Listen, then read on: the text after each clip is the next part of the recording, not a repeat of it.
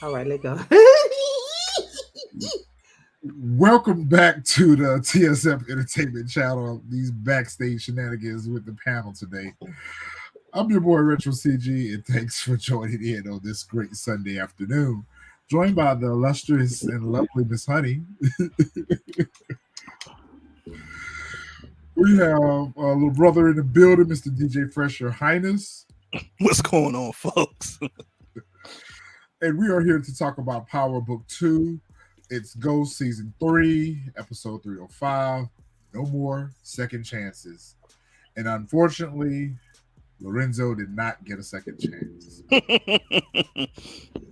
Can't say we ain't see it coming, though.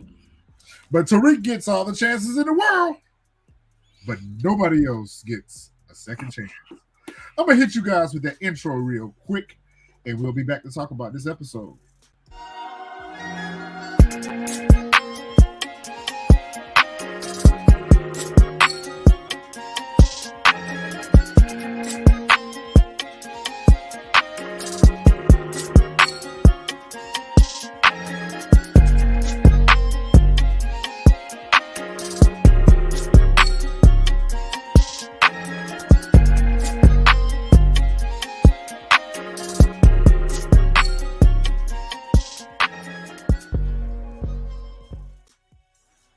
And welcome back to the channel. Shout out to everyone that's in the chat. Good Sunday afternoon to you guys. I hope everyone had a very productive and pleasant week. What about you guys? How was y'all week? Hot. All right. Yeah. And allergies been killing me. I need to go outside in a bubble. Oh, don't come to Georgia. Right. Don't come to Georgia. Right. Right, Miss Honey. Yeah, you got allergies. You don't want to do that right now. Just give us 4 to 6 more weeks. Yeah, we probably need about another month or so. Yeah, we might need about another month or so. We'll get right down here. All right, so episode 305, no more second chances. So what were y'all first thoughts on the episode? Go ahead, Miss Honey. I enjoyed it. I thought it was good. I mean, they on roller skates and baby oil. You know what I'm saying? Everything is moving super duper fast. I mean, it's night, it's day again, and it's night, 2 nights and 2 days. You know what I'm saying? Stuff happens in 6 hours. But last week's episode, which I missed with you guys because it was pretty good. I think they're on the right trajectory. So far, I'm still not mad that they took so long to bring it back. I can see what everything they tried to put into it, giving it kind of like a MIB feel, Italian job feel, you know what I'm saying? Espionage. So, it's got its flaws, but I was happy with it. Fresh, what about you? Yeah, it wasn't a bad episode. It was beneficial to the storyline. So it wasn't a bad episode. I probably give it maybe like a 8.5, but I mean, because it was a little bit of stuff in there that kind of didn't make sense and kind of wasn't needed for the episode, but overall it was still a decent episode. It was still good. We giving numbers. I do 7.2.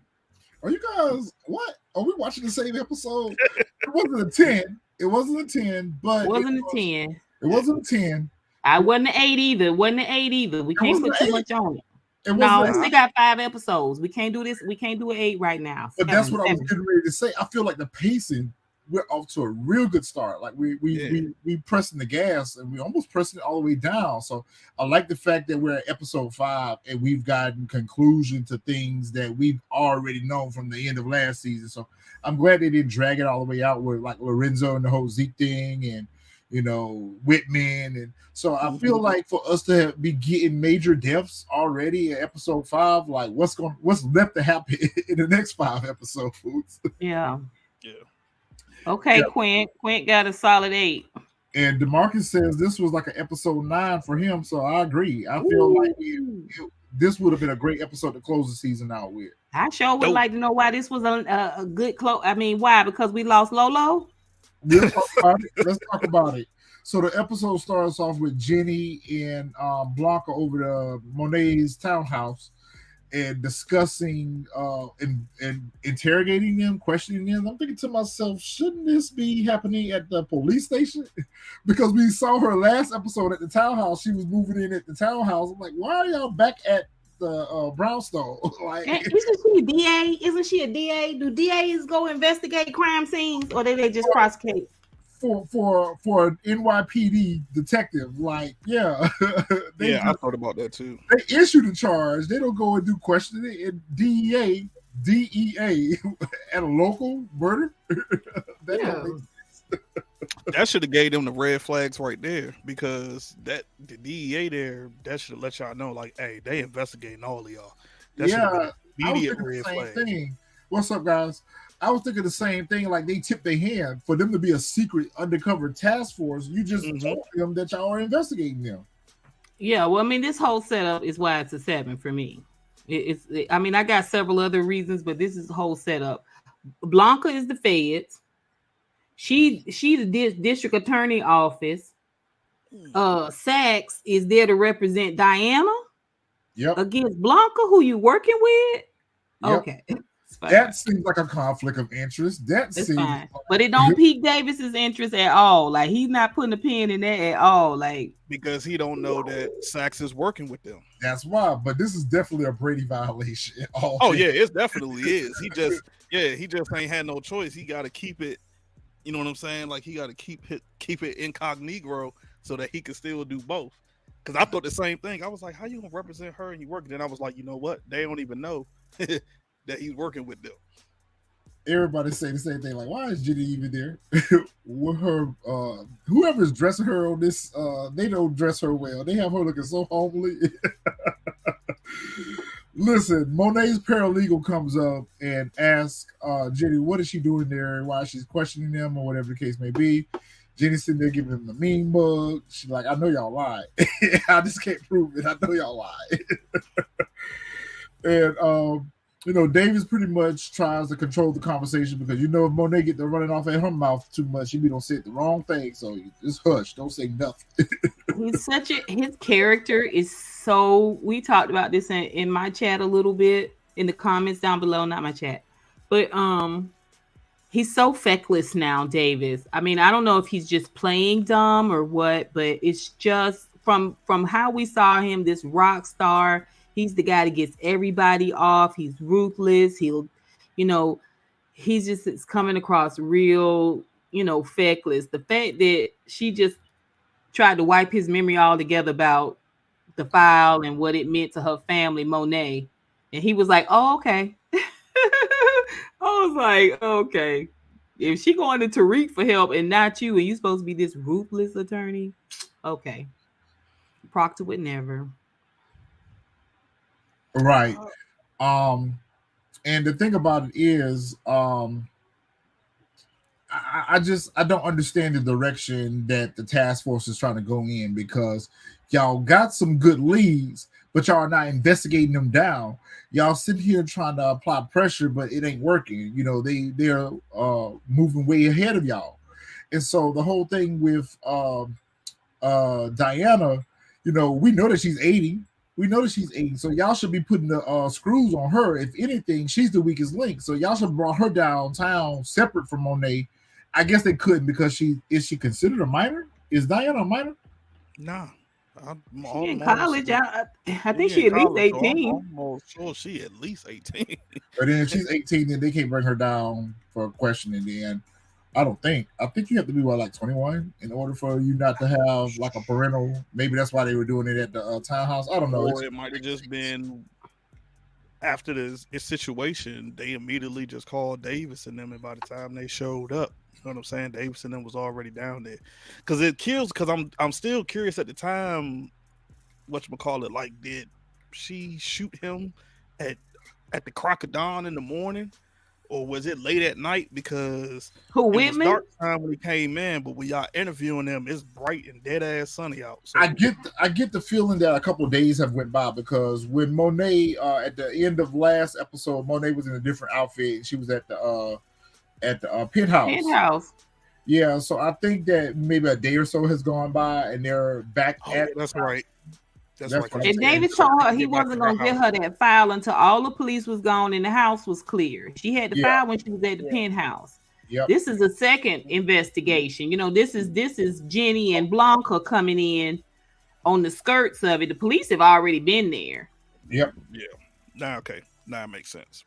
Someone said that they feel like the case is going to get thrown. I don't know. I mean, in all the history of power, they've never won a case. They've never won a case. Everyone that they've Well, there investigated, is no case. There is there, no case. there is a case. There is a No, case. but I'm I mean, saying what's the case? What's the case? Like this is why I feel like they're going to catch something because we went through this history too long, and the feds have not caught anything. They might not catch Tariq. They might not get the big fish that they want, but they're going to catch something. They're going to catch listen, something. it's the case is all built on scheming, hearsay. Tate told them something. She's holding Lauren hostage. Like they're not getting judges' orders and papers signed and stuff filed. Of course, it's gonna fall apart. It's they're a You bunch know, of ne'er do wells, half brains, trying to bring a case against. I ain't Look even at this think about that. pinstripe. If she don't look like Beetlejuice, Beetlejuice, Beetlejuice, I can't stand it. You know what? Actually, I think that they're going to catch something, and the reason why I say that is because Monet has been sloppy. She's getting sloppy. Sloppy. She's made a lot of mistakes. Like Whitman had already pulled her whole resume. He had to pull her whole resume and read down everything that was going on at that bar, and how all the people that show up never come back.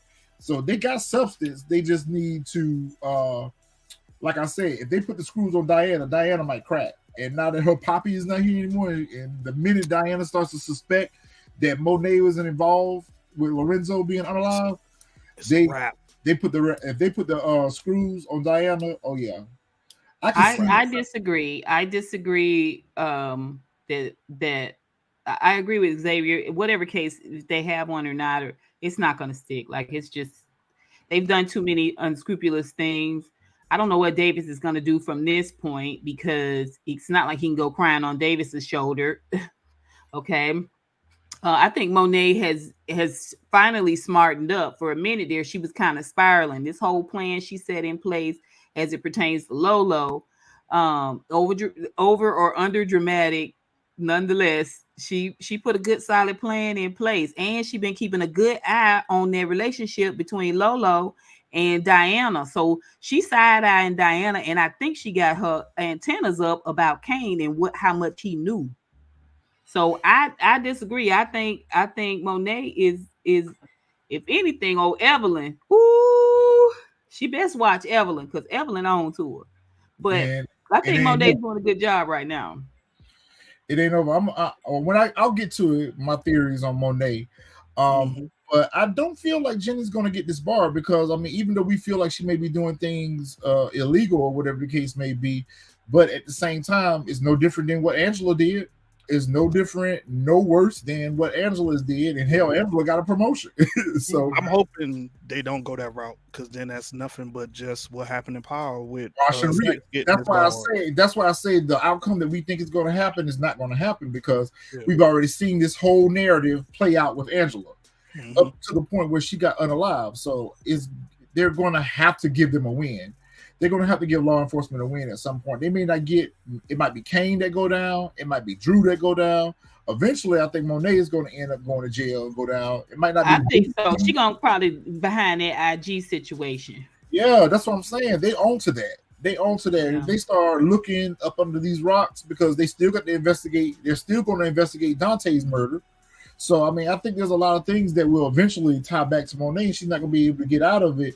Now, with the help of Tariq, she'll probably be able to finesse her way out of it. But I think there's going to be some collateral damage. You might be right, Jeremiah. Yeah. It's possible. Yeah. She done chopped the mama at the knees before when she brought right. when she dropped Zeke's tea. So yeah. So we'll see how that plays out. But yeah, I think that Jenny she's going to get even more. She's going to get even more aggressive with her investigation now because they've lost Whitman, and she know that Whitman was on to something. So she's going to work 10 times hard to try to uncover whatever he had on Monet. So back to again Rashad Tate and Harper. So I guess she invited him down to the class to speak. And we see that light skinned Keisha is doing her job as the intern. You know, she big up in Rashad Tate to help him bring in them voters or whatever the case may be. Tariq looked like he just got out of bed. He don't even look like he focused on the class. He just waiting on his turn. Right. Interesting conversation. I thought last week's conversation and exercise in the class was very beneficial to the story, as far as how everyone fared up against one another is in regards to their opportunities. And now we're talking about second chances, so that was a little bit more of a focus towards Tariq and Diana's family about the second chances. And you know, of course, the class they make some good points, and it was very interesting to hear Rebecca's point of view, Brayden's sister, about some of the privileges that are afforded to me and my family. The rest of you guys wouldn't have those second chances. Yeah. Still, I'm not sure where to put my finger at with Salim, whatever, whoever. Malik Shabazz. Yes. Hakeem. I don't know, man. It's like he's from Wakanda. He's a Wakanda secret agent. He's from Wakanda. He's there looking for vibranium. I don't know. Like, I feel like it's almost like I feel like he actually is just a TA, but then it's like it's a mystery around him that we still don't know about. And in a way, I kind of feel like we would have saw somewhat, like I would have think that the writers would have revealed somewhat, you know what I'm saying, what his end is, what his overall goal is, and they haven't yet. So that's what still makes it. It's like I'm not understanding his whole whatchamacallit. It's like 1 minute I'm just like, yeah, he a TA, then another minute he does something. I'm like, okay, man, that's good.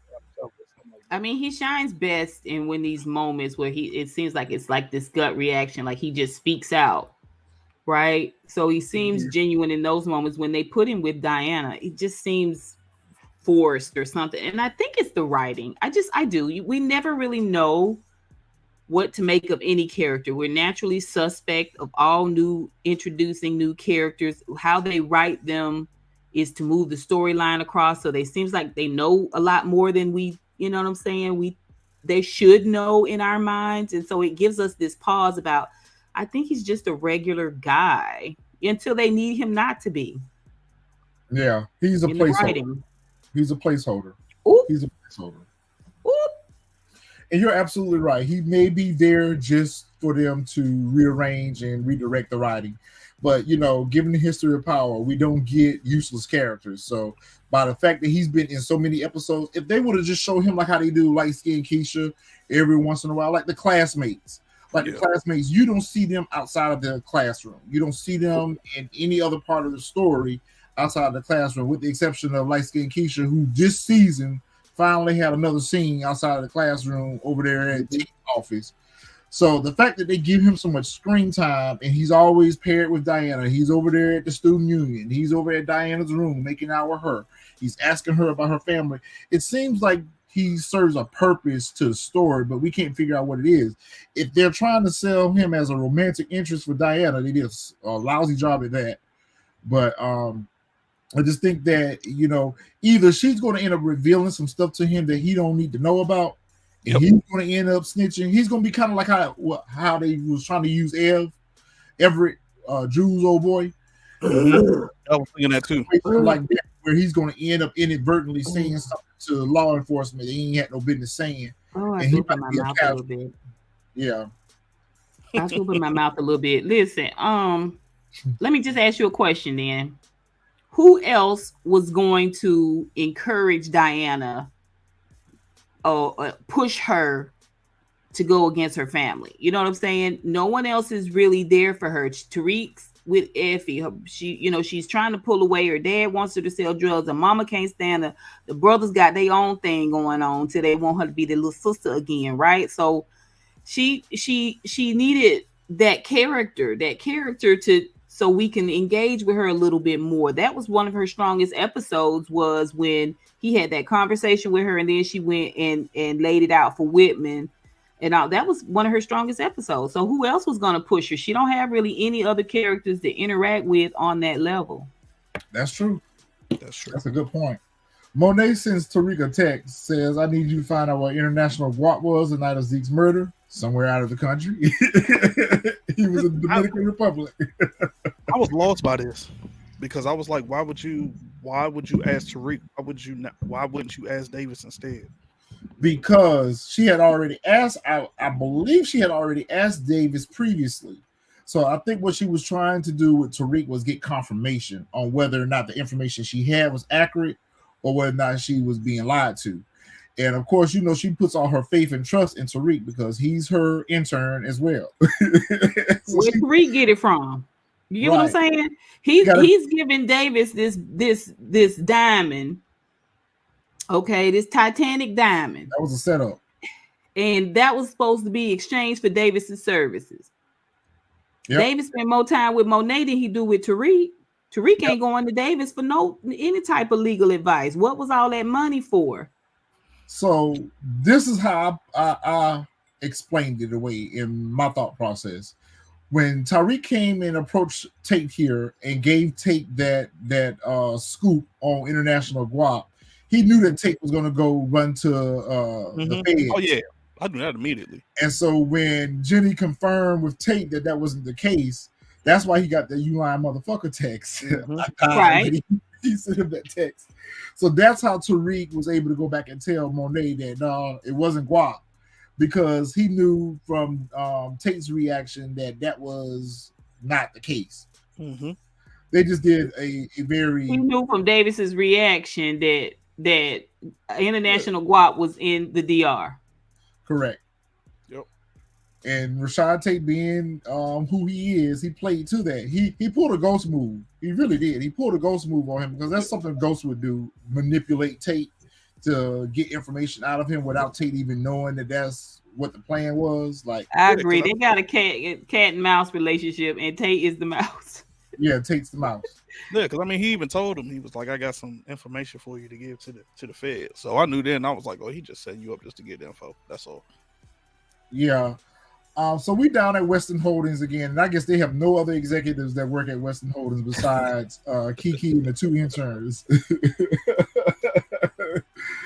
Yo, RSJ pretty much is trying to get the inside scoop on this investment opportunity for this tech company, and they want to go to Milan to check it out and see if the company's on the up and up and see if they can close the deal. And so Uncle Lucas is doing what he does best, trying to manipulate the situation and kind of put Tariq on the outskirts. Like, well, if Tariq wasn't important to this meeting, then why is he here?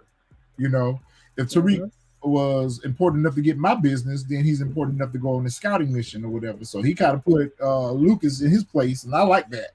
I like the fact that he put him in his place and was like, well, you know what? Instead, we don't need you to go. Brayden offers absolutely nothing to this. Like, anyone who should be going on the trip was Brayden. Is this Kiki's work uniform or not? Because she had the same outfit on when she hooked up with Brayden.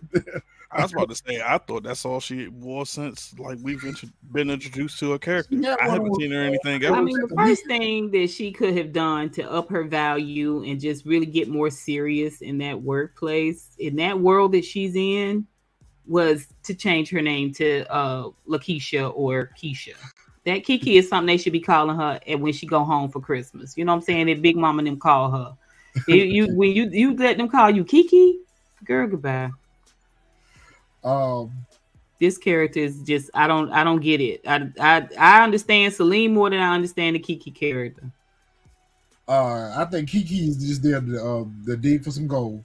Plot twist. Okay, we got a plot twist. Plot twist. Diana tells Norma that Monet unalived Mecca, and this will cause a Norma versus Monet battle. I can see that. The flip side of that, I can also see Monet and Norma working together too. So it'd be interesting to see how that plays out. I feel Nah, like Xavier's got a more interesting, or not more interesting. That's not right. More plausible. I like what Xavier said in my comment section. I'm gonna let you say it, Xavier. I'm gonna let you say it. You know what you told me. Okay, so listen. I think it's very plausible. I'm gonna let him shine because I think it's very, very plausible. Put it down there, Xavier. But nah, listen, Monet. I don't know if Monet gonna let Monet tangle with Noma. nah. It's you know what I'm saying. It's Noma. I You don't know what think I'm they ever gonna saying. get close. She got like 6 husbands out there to slay. You know what I'm saying. Tariq got to slay them all. And And she's knocking Monet them gonna off. have a whole nother animal on her hand with Lolo being gone, and you got your boy Kane chomping at the bit, baby. She gonna find that Kane is not the bulldog she trained him to be anymore. So Monet and Tariq meet up, and Tariq gives Monet the information about International Guap not being the one to unalive Zeke. Okay, we got Xavier's plot twist. Let's see what he's talking about. I think RSJ and Noma are working together. There are too many convenient meetings and information that just happens to be discovered. I agree with that. I think that he may be connected to her organization.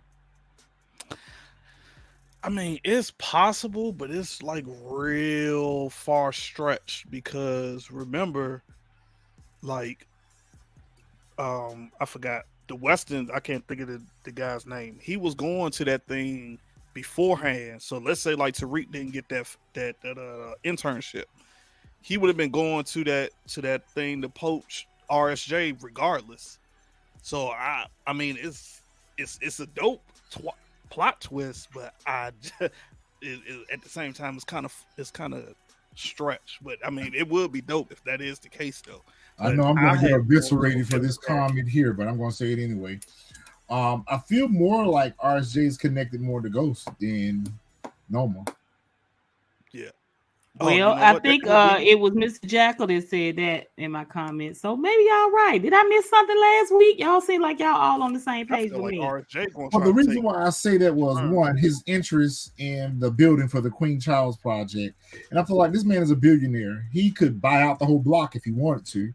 That's true. He could put a shopping center in any place he wanted to, but the fact that he wanted to put it there in Queens, where Ghost is from, and the fact that that building belonged to Ghost's uncle Gabe, and it just, and then this is the second or third conversation that he's had or interaction that he's had with Tariq in regards to Ghost.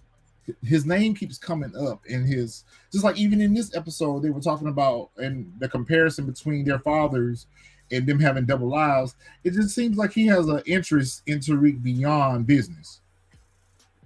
I mean Listen, that's I felt like he grooming Tariq. He seemed like he might be falling in love with Tariq to me. That's I mean, but I'm toxic. As Andrew Boy said.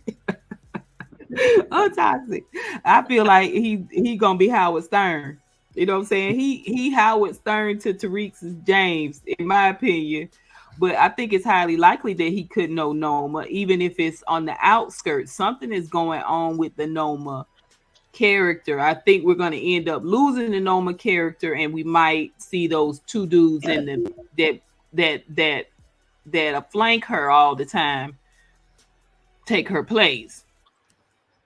But something is going on with Noma. But I think the likelihood of them working together could be just as, you know, apparent as the likelihood of RSJ taking two 19-year-old, three 19-year-olds to On a Italy business and trip, help him right? broker a deal. And one of them is the translator. Come on in, Miss Really B. What's going on? What's your thoughts on the episode? I'm gonna go along with what I said. It definitely looks like they're pushing the story along. They're not dragging these things out, so I can appreciate that. I feel like yeah, I can appreciate that. I feel like they're giving us some new stuff. They're not dragging along, the same stuff from last season. We got all that stuff out the way. All right, we got Noma, we got RSJ. We got some new stuff, some new blood going on. So I'm here for it. I do think that there's something with RSJ that's deeper than what we're seeing.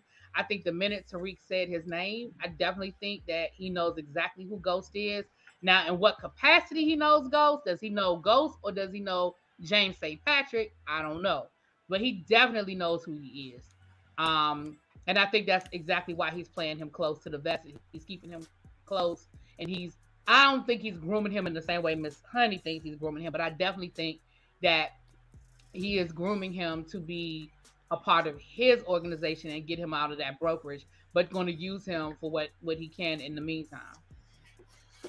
Um, I agree with you, Mr. Jacko. I believe that how Noma came about knowing about the Milan trip is that she just keeps her ear to the street. You know, she told them when she first met them, I got eyes and ears everywhere, in, in the business world and whatever. Yeah. So, Not only that, she confirmed it. I mean, she confirmed it when they led whatchamacallit to the meeting. She basically told Tariq then, like, you passed my test. Yep. Because I think she even said when I heard about them, heard about y'all going to Milan, this was the perfect opportunity for you to deal with a problem that I got over here, or whatever the case may be. So, I mean, it made sense because I'm like, how you know somebody jet set all over the world, but you can't get somebody into a party that they have once a week. Right. So we see that Monet and Tariq's relationship are continuing to be aligned. But someone said earlier in the chat, I can't remember who, so forgive me. Someone said earlier in the chat that Tariq's keeping that information about Monet unaliving Mecca as his Joker, and that's exactly Marcus. I believe that's exactly what he's doing. He's keeping that information close to the chest until it's time for him to use it to his advantage. That'd be smart. Yeah. Shout out to Mary J. Blige, baby. She was giving that hair in that coat. That deep green coat with that bird. Oh, my bad, quintessential. Giving it. I said it. My bad. Monet wastes no time taking that information she got from Tariq, and she pulled right up on Kane, who was out there trying to get this money. Kane was out here pulling like a gambling game, maybe pulling some dice. And she asked him, "Now, how you know about International Guap? Who told you that he unalived Zeke?" And he was like, "Pops." And she was like, and you believe that? And he was like, yeah. he's my dad. Why wouldn't I? So he knows at this point that she's suspicious. And I think she may be suspicious of him too, because she was already playing dumb because he playing dumb. Yeah, because he's playing dumb, and she already was trying to figure out what's going on with you and Lorenzo, because y'all moving a little funny. So right. I hope that she definitely suspects Kane. Yeah, she know that he is involved, or not involved, but no more. And so we back at Mecca's hangar, and because this is definitely reused from last season. Once again, it's Tariq in the RSJ moment. They have this little conversation about the trip and his potential and all this stuff. And I'm just thinking to myself, he's baiting Tariq. And or he may just be actually taking a liking to Tariq and could use him or someone of his caliber within his organization or whatever. So I can't wait to see where they're going to go with this whole storyline between RSJ and Tariq. But I'm here for it. Look at Effie; she's so happy. She's so happy. It was so brief, but she's so happy. Yeah, I know, right? She don't smile often. I think RSJ character would have worked better for influence as well. Someone said something earlier in the chat about they should have really went ahead and did influence. I think if they would have did influence and tied in the West Ends, the Sterns, RSJ, now we have the influential players. So we see a lot of influential players in power. So it would have been interesting to see how they moved in the business world. A great opportunity to build some of these characters out so we're ready when the season drops. That's correct. I think it might still. It just won't be on Stars. Maybe. Good point. It might as well not be on. I think it's just not doing influence. I think influence got canned. But I think it got canned for a reason. I think they may retool it and maybe do another spinoff. He didn't want to do it with Stars. Yeah, he didn't want to do it with Stars. I think he just decided not to do it because he didn't want to do any more. He didn't even do any more shows on Stars. Yeah.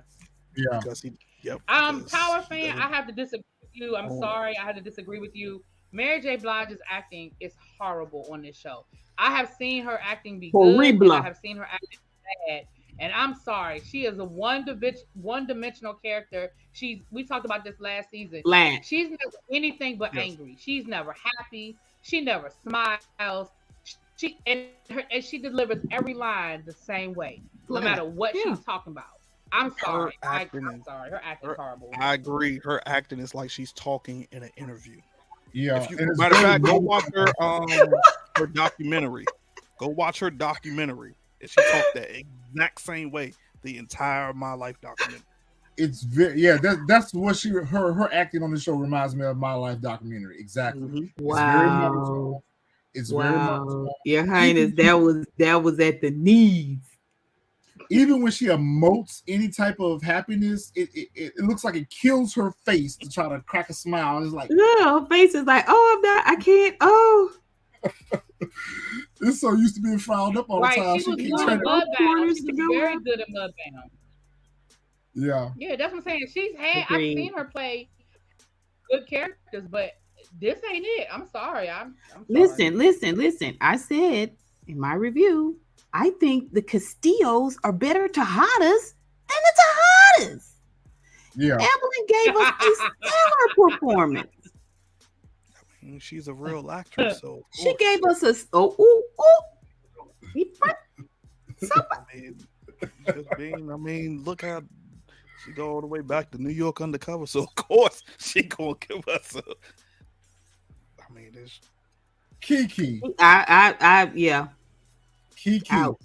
Do you are love you me? with me? Are you riding? Kiki and Brayden. She is having a conversation with Brayden. Brayden is all amped up about getting to Italy to party and bullshit. You're supposed to be going for a corporate meeting for whatever the case may be. This shows his lack of maturity and why he shouldn't even been on the trip. This who you gave your honey pot to. This Right. is who you gave your honey pot to on an abandoned floor in your job, at your good job. That you was fought so hard to get. No, you the first one to go to college, and this what you do? And I have a question. Did I miss it, or did they ever show Kiki give him his phone back? Because how long did he go without realizing? And I don't even care if he has two phones. How long did he go without realizing he didn't have his phone? That don't make no sense. Especially when he put the AirPods in. Me and Fresh were talking about that Friday night on our first thoughts. Mm-hmm. We were like, this don't make sense right here. Like, he drops the phone. He just put the AirPods in. So we're thinking to ourselves, those of us who have AirPods, we know that when you have your AirPods and you get notifications, they read off in your ear. So that would have been like, oh shit, where my phone at? Mm-hmm. That's the only thing that made me think it's a burner phone. So really be to answer your question, I feel like when she showed up at Tariq in Lauren's room looking for him, I felt like that was her trying to get the phone back then. But then I thought about it. I'm like, well, she That was a booty call. That was a booty call. She had nobody else in Italy. It's beautiful there. She need Peen. He got Peen. She was looking for him. Even in looking for him. even in airplay mode, you can still listen to your music and everything with your AirPods, even in airplane mode.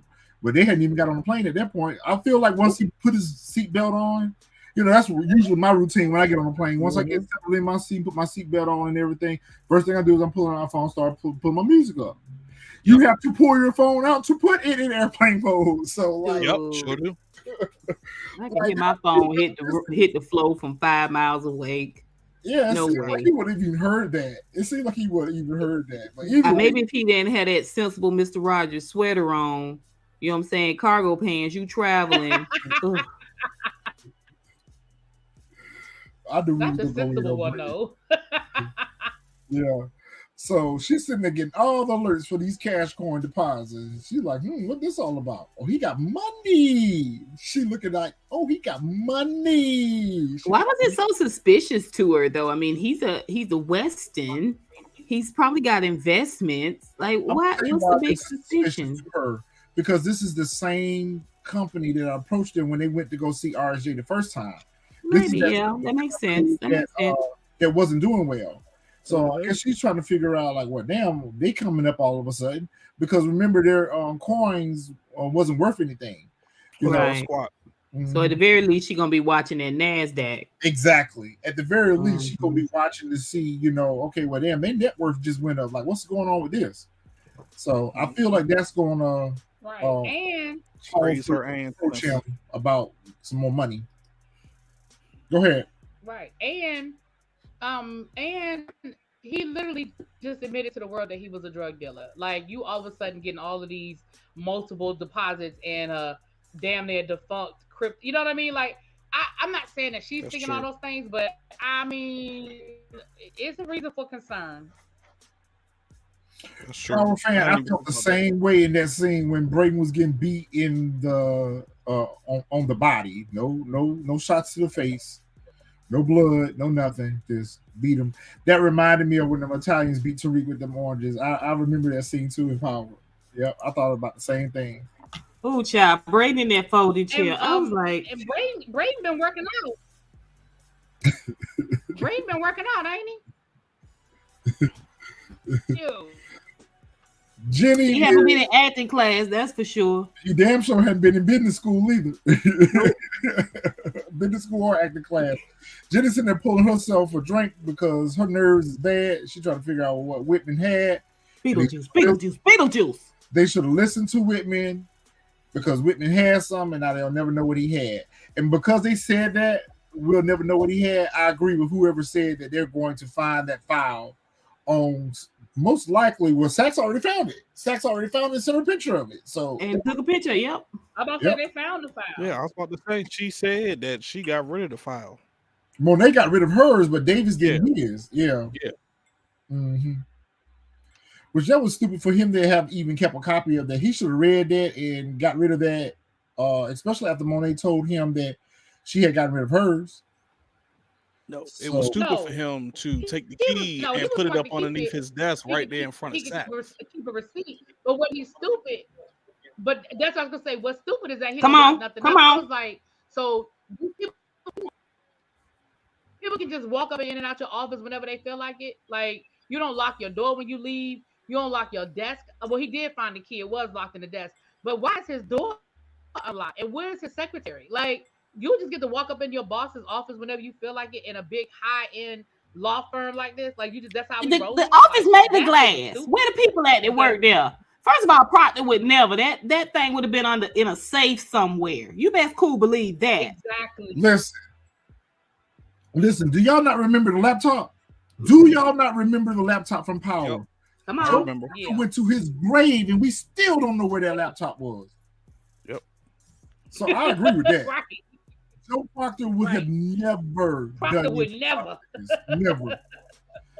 But they're chasing after a 19-year-old kid, a middle-aged housewife. They are doing real police work. They are guilty of the crimes that they're being accused of. It's not like they're pinning crimes on them that they're not guilty of. They're guilty as fuck. They're guilty of all the crimes and then some. I agree. Xavier might be right. He said he think the actor Brayden is into bodybuilding, and so is Gorgonzola. Because Gorgonzola pectorials was looking real good too. Nah, they ain't in the body. They was giving us body. They was doing it.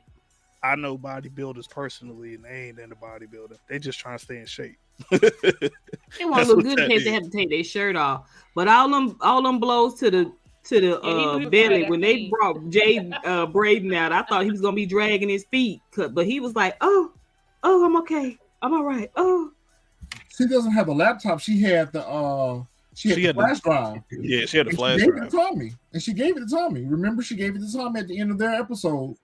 And Tommy destroyed it. But I think that she may have kept a copy of it. I think she did. I think she did too. But I think Benny had the laptop for the longest. And then they showed him put it in a safe deposit box when he got rid of it. They showed him put it in a safe deposit box or whatever. And then he pulled it out of the safe deposit box and got the recording off and gave it to Elise Marie because remember it was in a little locket that she was wearing. Blanca pulls out the file from the Russian that got unalived by Tariq that Brayden was supposed to do, but he couldn't do because he was scared. And she was like, we might be on to something here, y'all, because I feel like the Costados, that's their connect. Now he's been unalive, and the Tahados are their connect now. So, we need to look into this. So that's their new point of And entry. Davis knows where all the bodies are buried, and We're he going to has get 'em. left the key to those bodies underneath the mat on his desk. Yes, the secretary showed it. Me Fresh was talking about that Friday. That secretary looked up when Saxe was we'll running. get there. Yep. We sure did. Yep. Oh, what a beautiful picture, Ariel. She said thank you. So Lorenzo and Kane are having their last drink as father and son. This was such a tender moment. Oh, for Lorenzo. Bro, I didn't even think about that till you just said it. Yeah. That They were was having hilarious. their last drink together. So Kane then tells his father.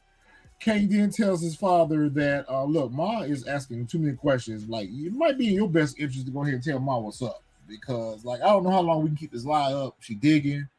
And he was like, well, you really think I should do that? And I'm like, huh? You taking advice from Kane? He did. You saw what it cost him, but she had already. Okay, I'll say that until we get there. So, Okay. But yeah, this I just knew this was his way of saying goodbye without him knowing that he was saying goodbye. Mm-hmm. The exact same thing. I'm not quite sure how Kane's going to feel about this when he finds out that his mom did that. I think it's to be expected, but I don't know. How do y'all think Kane's going to react to all this? I think Kane, I think either two things. Either one, he's going to play stupid. Like, he never really did tell me. I didn't know, etc. Or, matter of fact, I kind of think he is because he thinks like, yo, if she did this to Lorenzo, what's stopping her from doing that to me? Because remember, in the first season, when he acted up, she put him out the house. That part. So I think he just gonna play stupid, and then he just gonna tell her like, "Yo, I'm gonna take over the role as the head of the family now." Like he told, I think matter of fact, I think he says that in the previews, or he said that to Lorenzo when he takes his chain to put it on at the funeral. So I think that's how I think he probably gonna put two and two together, but I don't think I think he's just gonna play stupid that he didn't know about it. I think if Monet does go to jail and she gets caught, it's gonna be because her and Kane are butting heads and not going. They know where each other's bodies are buried. They can't technically, you know what I'm saying, blackmail each other. This my way or the highway. They can't really technically do that anymore. Yeah, that's not going to work anymore, right? No. Actually, good point, Power Fan. She actually technically didn't lie. Lorenzo did kill Uncle Frank. So you're right. She just didn't clarify whether it's a senior or junior. Right. Right. Man, I forgot he was a damn junior. Lorenzo. Who that? Junior got finished getting his boots knocked. And I'm like, oh God, here we go. By his cousin friend. Actually, I think he's doing the knocking. I mean, I don't want you to, don't let placement fool you. He was definitely doing the knocking. It was. And that's how you know 50 ain't on the show no more. Gorgonzola was actually getting his boot knocks, but he's the one with the boots, is what I'm saying. The knocker is just don't let placement fool you. I mean, they're trying to really push. I don't mean to take over Drew as a top, like as a strong alpha male. You know what I'm saying? That's what the whole top positioning is all about here. Here in this instance is what I'm talking about. Yeah, but Castillo Gorgonzola, he gave me macho machismo alpha male through this whole episode. Like I said, the Castillos are better Tejadas than the Tejadas are. Well, they have a better matriarch than the Tejadas do. Evelyn moves a little bit, she moves a little bit discreetly versus Monet and her sloppiness. But anyway, they get up from doing. And Drew's in love now. You already know that Drew go with Gorgonzola. Like he love him already. He don't forgot about Everett. They're gonna get married. So and they're the perfect match for each other. Yeah, but this is what makes him the weak link. This is what makes him the weak link. Now you know that your people killed this boy daddy. You know what I'm saying? You should have let that go, right? But it's fine, whatever. Now this boy done, and it's gonna be a mess. It is going to be a mess. So, It God, is I gonna be forgot a what I was mess. going to say. Gordo gets a call from one of his people about the CI from the gun exchange last episode, and gets up and gets dressed to go deal with the situation. Drew freaks out and basically was like, "Well, why would we even do business with a CI?"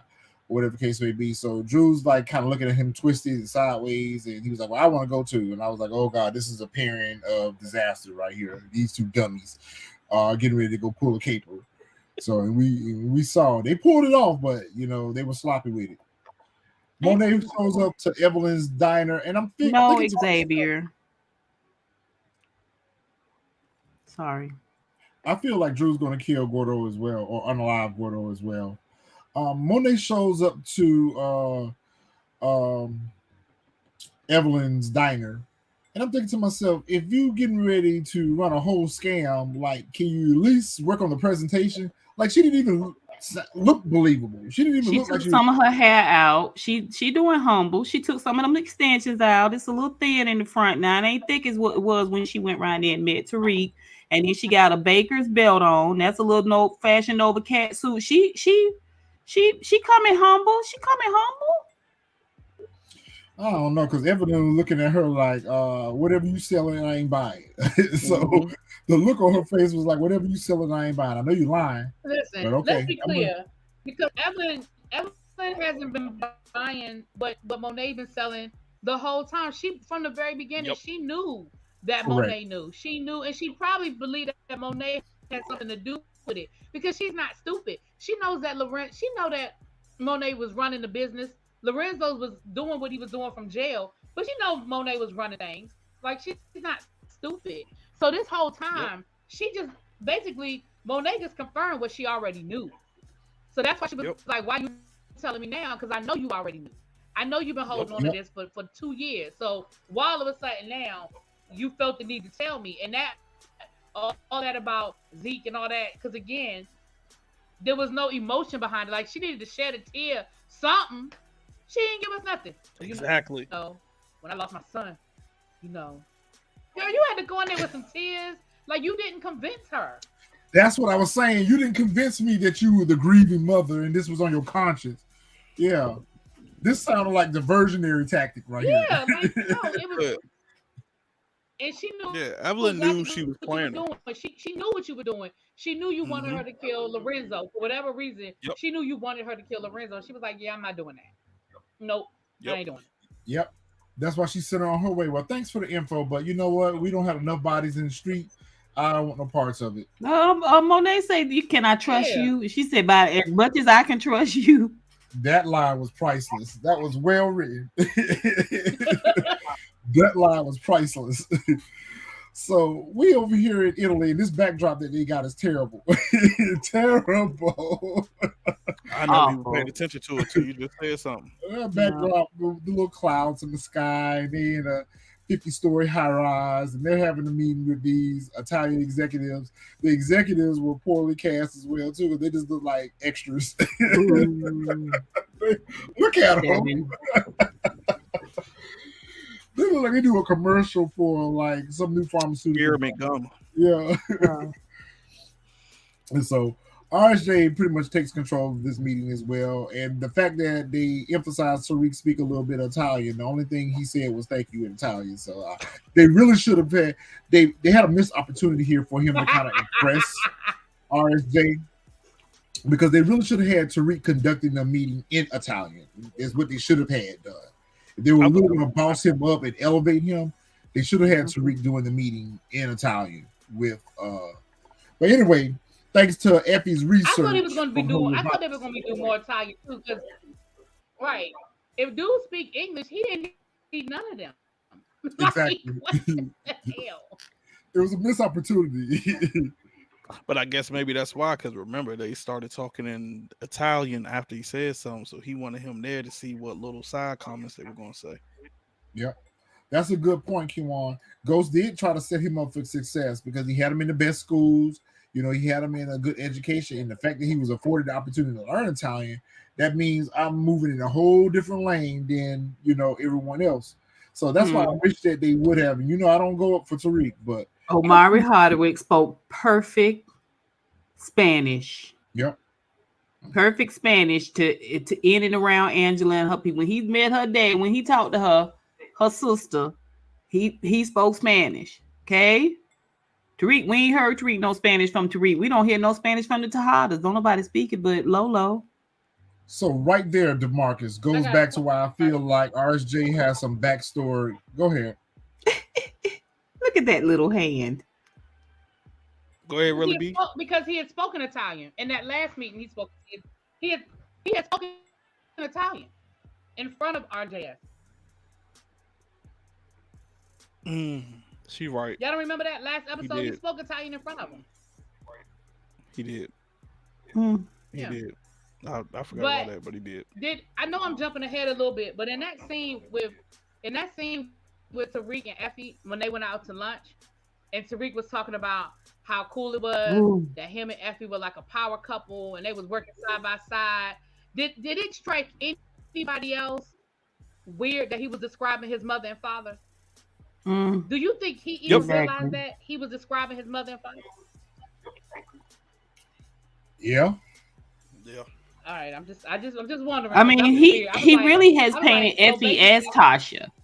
That's what I was just getting ready to say, Miss Honey. He painted Effie as Tasha. Like that's one of the reasons why she's breaking down and really warming up to him, and really trying to say, "Oh, I have hope that you are the person that I think you are." Even though I've done this heinous thing, you seem right. Okay, you like my mom, and now he's saying, "I'm gonna promise you forever and ever and ever and ever." And she's like, really? Then he dropped the love you bomb. I was like, wait a minute. Right? That's how he reeling her in. But I don't know. We're going to talk about it when we get there, but I'm worried for Effie. I am. These two crash dummies go up to the hospital. And, dressed in all black with hoodies on. Y'all are two freaking crash dummies. Anyway, somehow these two fools was able to finesse the nurse to get the CI's personal effects. Did he pass away? Yeah, he died. He okay. I wasn't sure. That's what they discovered when they went onto the unit floor in hats and hoodies. Yeah, all black. And right. they black. Don't look at me. I'm just a regular person of color in hat and a hoodie. I'm not suspicious at all. I'm not suspicious at all. I'm not here to do no harm. Indoors. Yeah. Yeah, see, this is one of those scenes I was saying that was so stupid. This is why I gave it kind of 8, because it's like, bruh, you think nobody, first of all, y'all was dumb enough to think that y'all was just going to walk in the hospital and unalive a CI with DEA, thinking like DEA is not going to put them to, you know what I'm saying, to keep him. Look at them tiny hands. And then y'all come in there with some hoodies on and some jeans and some Jordans and think like y'all not gonna stand out with some dumb trucker hats on, like y'all not gonna stand out. Like what kind of shoes? Walk in the hospital and just red ones. Well, what you call them? What you call them, Your Highness? Oh, J's. They're red ones. Say Jordans. They're red ones. Yeah. This was a silly. I mean, it's dusk. They're on camera everywhere. They're right there going through the phone. Then they drop the phone and the broken SIM card into the grate. You know what I mean? Right behind the NYPD cruiser that's right behind them. Right there. They're right there. Right. That's what I was saying. Like, why would they do this in front of the hospital? Like, walk to the car, like, the minions that you look like. Get in the car, drive off, and y'all can pull over on the side of the road 2 blocks down the street if you want to, and do the exact same thing you just did. But like you said, tons of fans upstairs. You are supposed to distance yourself. Where you just... Yeah, right, that was so stupid and unnecessary and unbelievable. I mean, unbelievable. And I think Gorgonzola would have done a better job without Drew. They keep trying to push Drew as brains and savvy, and it just time after time you just don't see it. Like when Blanca went up there and asked for the personal effects, and they told her that the family had already came. Like, it's unbelievable that she would let that go. It's unbelievable that she would just walk off defeated and like, oh, okay, thanks. She's gonna Like, look at the she cameras. wouldn't have let that go. She is That's what I'm absolutely saying. gonna She look would have at went and the looked for the camera. camera. Yes. Yeah. So this your scene, really be. Go ahead. No, I mean, it was just that they were sitting there, and the way Tariq was like, "Yo, I'm loving this, and this is the life I want to live with you." Like, I was just looking at it from the point of view of when he was talking about, you know, building, the fact that they work together and how they want to. And the other thing was, the more and more Tariq talks about wanting to get out of the business, I'm like, do you like none of this is clicking? Do you not understand your father and how your father wanted you to wanted to get out the business, and why your father never wanted you in the business? Like, none of this is clicking for you. At no point in time do we see any self-reflection where Tariq is like, damn, like, I kind of understand why my father was the way he was now. But you keep saying it. You keep saying it. And it's just the more and more this is the second or third time he's talked about getting out of the business. And I'm like, hello. Well, I was going to answer your question for you, but I see Xavier already answered. But yes, welcome to the channel, by the way. But yeah, YouTube strikes channels and flags videos for certain words that are being used, so we have to say what we want to say in a different way. But welcome in. Thanks. Take a seat and enjoy yourself. Yeah. But yes, going back to last week, I think it was last week, the episode where they unalived the Russian Connect and they ran into the Italian restaurant where he spoke Italian to the waiter as well. He was sitting there talking about how his mom was the real mastermind and how, which I disagree with that. I disagree with that totally. But yes, it almost seems like he's posturing Effie to become his Tasha. And everything that he's saying about this life outside of the game or whatever, well, fool, your dad was trying to position you where you didn't have to see any of this, touch any of this. Yeah, he was doing it and ripping and running the streets, but he kept trying to tell your stupid ass that you didn't have to do that. Like, I don't made the money from ripping and running the streets. Right. Like, now you don't have to live this life. Now you are in too deep, way deeper than Ghost was in, because everyone is using him, from Monet to Noma to everyone. He's at everyone's beck and call. They call, he come and run it. Ghost would have never showed up for it. Even when Milan, deeper in with Noma, you getting deeper and deeper. Even when Milan had his foot on Ghost's neck, Ghost still found a way to get away from up under him. Like, Tariq, you can't think for a minute that you out here moving $1 million worth of work and think that you're not going to be joined at the hip with your supplier. Oh yeah, she all up in his. He can get out from under with Effie. I don't know what he think he gonna do with the Lauren situation. I'm not sure. Effie might not be Tasha, but Lauren sure ain't no Tasha. He's definitely scary. She don't even know she being held captive. His mom, and this is why I have such a big issue with the Tariq situation, because he is totally a victim of manipulation. Stockholm. He's got a Stockholm syndrome with respect to his mom, and he's starting to unpack a lot of the things that he believed to be true about his father. Now he's starting to see, okay, well, maybe dad wasn't all this bad, but because he is so enamored with Tasha and Tasha don't do no wrong, he can't see past Tasha for her faults. He saw all Ghost's faults and none of his mom's. So I agree with that comment. He's in love with his mom. I'm not mean superficially, but what they call that complex really be from Shakespeare. It's not Oedipus. It's Oedipus. Incest. Yeah. You talking about when a man is in love with his mother? That's Oedipus. Yeah. Antigone. Is it Antigone the writer? It wasn't Shakespeare. It was Antigone, I believe. Okay, so listen, let's talk about Noma. No, all Noma do is intercenes. She intercenes. You don't ever see her, in a separate scene having conversations with her. Yeah, her beautiful, luxurious, melanated Nigerian suits. You don't never see that. You don't never see, but she just comes in and she just enters the scene and drops an obstacle course for Tariq to run through. I mean, he would really be nothing without Noma. He would still be slinging drugs in the streets. She did that because she pulled up on their lunch and said, "Hey, fancy meeting you here, but guess what? I got a job for you. My ex-man around here, and I need you to go take him out and hurry up and do it too." Another ex. Another ex. Another ex. And if you don't Another do ex. it, and if you don't do it, well, you know what's going to happen.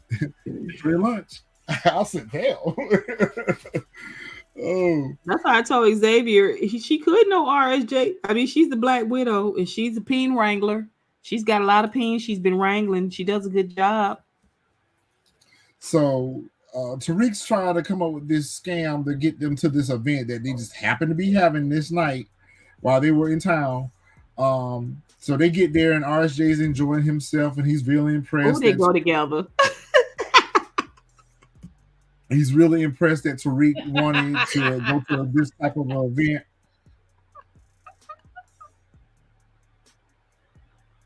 He's really impressed that Tariq wanted to go to this You type didn't of ask event. Tariq how he knew about the event. He did. Yeah, he did. He definitely did. Oh, my bad. I missed it then. Okay, my bad. I missed it. Yeah, and that scene right there when they're at the bar, he brings it I have up. to go back and look at it He again. brings My it bad. up and said this was a good idea. I'm so glad Yeah. he didn't have a turtleneck on. I really enjoyed that suit on him. And then that's when RSJ brings up, I forgot that guy's name, but that's when he brings up the guy right there. In the previous slide, he brings him up like, this was a good idea. This was a good thing for you to bring us to, to this party. Because like I said, I forgot the guy's name, but he was mentioning how like he's one of the top businessmen and stuff like that and whatnot. So that's how I came up with it. That dodo bird. That's exactly. So I mean, yeah, this. I mean, he might be a mentor. I think it's plausible that RSJ is a mentor. This Brayden is the dodo bird I was talking about. I just don't know to what end. He's still giving me Howard Stern in that James did kind of rely on Howard Stern for business advice and inside information. So I mean, he could be a good mentor, a good person to know. Somebody for Tariq to keep in his back pocket for sure. The device was a bug that Mecca had planted there. So Mhm. Mecca was running information for Noma No. Yeah. and which I thought that was kind of a very obvious place to plant a bug in a criminal's house. But that's what the device was. The device was a bug that she was trying to get Tariq and crew to retrieve before Francisco discovered it. Speaking of crash dummies, you have these two crash dummies sneaking around in the house, and ain't no one standing watch. Like after you in and out the room, you should have been one standing watch and alerting Brayden that someone was coming. She let Oh, I was Brayden. waiting for her to put her hair up, baby, and go into espionage mode. Then I forgot they're just 19. But I don't think she could retro Why? because he came from a different door. Oh, the dude that yoked up Brayden came from a The different dude that door. yoked up Brayden came from that door. That's I think that's what to the left. Yeah, he came out. She came from. Oh, she just outside. saw She it when he went was to the sitting door there. that they took Braden in, and it was locked. And so Yeah. she was trying to go back out the door, and then she realized that she needed to get the bug. I don't know how she saw it, got it, and then when she got up, put it in her purse, and then no sooner than she clasped that purse, here's the dude coming in the door that she was about to go out of. Oh, well, she flipped I her think hair he a little came from bit the and party. put her skirt up a little bit and got out of that, and she got a tour to the private art collection. Yeah, that's the magic of eyelashes. Yep, that's the magic of eyelashes and thick thighs. That's it. Ooh, There she go. I got on both today. Thick thighs and eyelashes.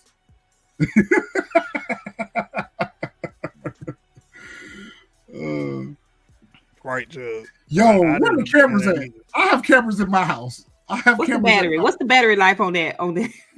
Where are the cameras? That's Like what I y'all was people thinking. have cameras. I was thinking the same thing. Yo, I was thinking the same It's- thing. it's- Where are the it's- cameras?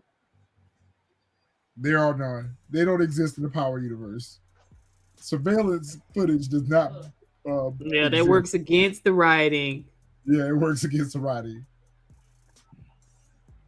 So she ends up getting a tour to the private art gallery or his private art collection or whatever they What call y'all think she had to do to get away?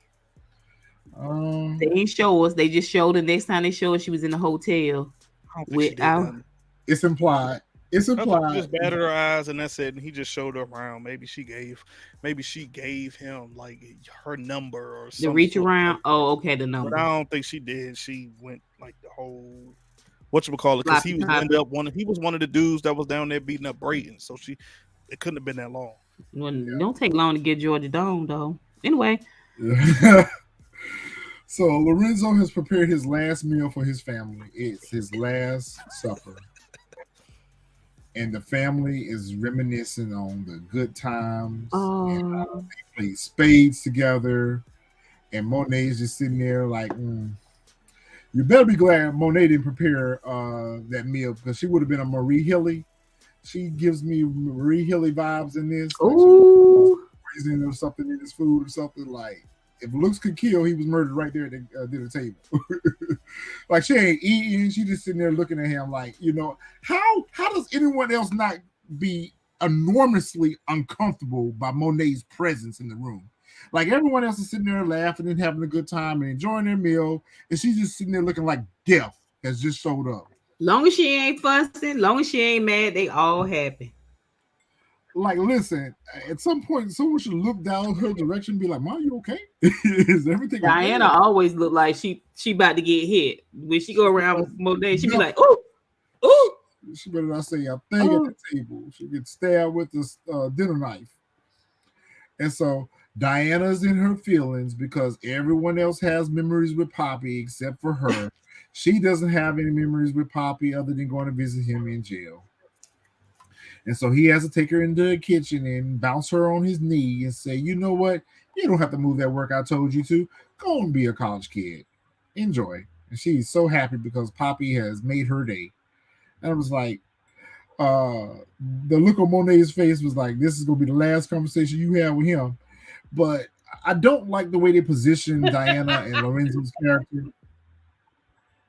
I don't like the way they position Monet's and excuse me, Diana and Lorenzo's character. Like, she acts as if she's special, and I don't know. Maybe she's just a spoiled daddy's girl. Maybe that's what they're trying to come across with Diana. She's the only one of them that still looks at him as a hero, as the Yep. leader, as you know what I'm saying? And so he treasures that in her. Kane had in Molly Wop. Drew has is same gender loving. Maybe he doesn't have as much in common. I think he loves Drew, but they've never really shown him have any emotions about it. So Diana is like, you know, my little girl who still believes my bull's kid. Um, I don't know. I'm glad that there's going to be no more scenes between the two of them because Diana just gets on my nerves. I'm about how Monet feels about Diana. But I agree with Xavier. Yeah, and I agree with Xavier. How does Drew remember so much and Diana remember so little if they're only a year apart? Like what you call it said, it's TV. Yeah, it's unrealistic because in previous episodes and previous conversations, she's talked about good times and meals and stuff that he had prepared and things that they did when they went to Coney Island and all that. So I don't know. That was just bad writing. That was a continuity issue right there because that was them giving the writers giving Lorenzo his private moment with all his kids on his last day on Earth. But you didn't see he didn't have no conversation with Drew at all. He didn't have a conversation with Drew. He had FaceTime with Kane. He had FaceTime with Diana. He even had FaceTime with Monet. But Damn, I he ain't didn't even have peep that. anything with Drew. And at first they made it seem like he and Drew were super close. Yep. And then you just didn't see anything else from there. Even not even he's talked more covertly with Diana than he has with Drew. Yep. I think it switched because after the whole thing with Kane holding what he knew over his head, I think that's probably where it kind of went they separate. It kind of put a strain on their relationship because remember, Drew was supposed to be the head, and that's when that dinner scene they was like, oh, okay, so now everything just going through Kane. So I think that's might have been why He said his they dad's weren't been talking giving like him they his were. work, just like he was giving Diana his work to do, the extra work that Oh yeah, um he did say that the dad was giving yeah, him but the we work. don't get any scenes where they kind of talk a little bit. Yeah, he ain't gonna get his You chance. know, it is what it is. That's why I said this whole Drew situation, I just don't know there. I don't see how they can push him forward as anything other than, that prodigal. Isn't He's not the prodigal, you Brayden know. getting the shit beat out of him. Brayden getting Oh, Brayden get the shit beat out of him. I'm like, Brayden, who do you work for? I think Check Brayden could around still be the again. snitch. I This still think Brayden could be undercover. I don't know. this scene was useless too. I mean, it was just useless too. But one thing I can't say about Brayden though, he don't never He held it down. yeah, he holds it down. He don't never snitch. Held it down. Yeah. I feel so far sorry for Brady. He always have to catch the. I he don't feel always have to be sorry. one to catch a vibe. No, You know I don't This why? feel thing was sorry. stupid right here too. This thing was very stupid. Tariq is calling him, and Effie's like, "Fool, did you not hear me when I said he was taken? Do you really think he's gonna answer his cell phone?" Oh, you know what? That might be why old girl showed up to the room because Tariq is calling Brayden's phone back to back to back, and right after this, Kiki shows up. So maybe Kiki does still have the phone. No, I don't think this is just me. I don't think he was calling that particular phone. I figured like she had been trying to figure out since she hadn't seen Brayden since that party. She's like, yo, where he at? She was She had concerned. probably been hitting him up herself, She's the and that's den what made her mother. knock on the She's door the because den mother. Okay, she was making sure everybody was in their room and ready for bed. Got it. yeah, She because was if looking he for was her blowing up the pin. phone, she would have never She came was to the looking for room her saying, pin. "Is She in Brayden here?" Italy. Yeah, she wanted her back scratched. Yeah, she won't. They in Italy. She already got like a sexual footprint with him.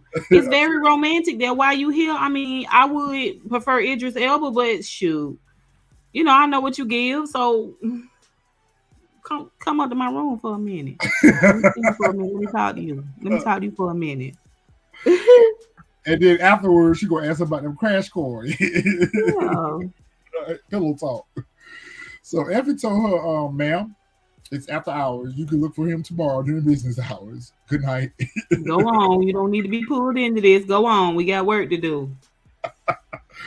Right. That whatever that little buckle is right there on Tariq's shirt, it made me feel like he had a gun in a holster. But then I was like, is that a one-sided set of suspenders? What is That's that? what it looked like. It looked like a one-sided set of suspenders. I thought the same But thing. I why was like, was "Yo, Effie when?" rude to her? I was trying to figure that out. Why was she rude to that girl like I Child, think she she was don't want trying to nobody create a around Tariq. diversion. She know how she got him. I think Right. she was trying to create a diversion. Or run I her think off. she wanted her to just go on so we can figure Yeah. this out together and not bring her into it.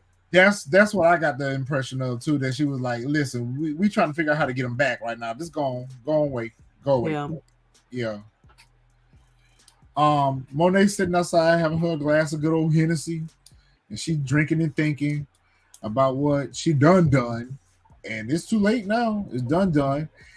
Dinner's over, and she see the family's all happy or whatever, but she's resonating in her decision, and she's not having second thoughts about it.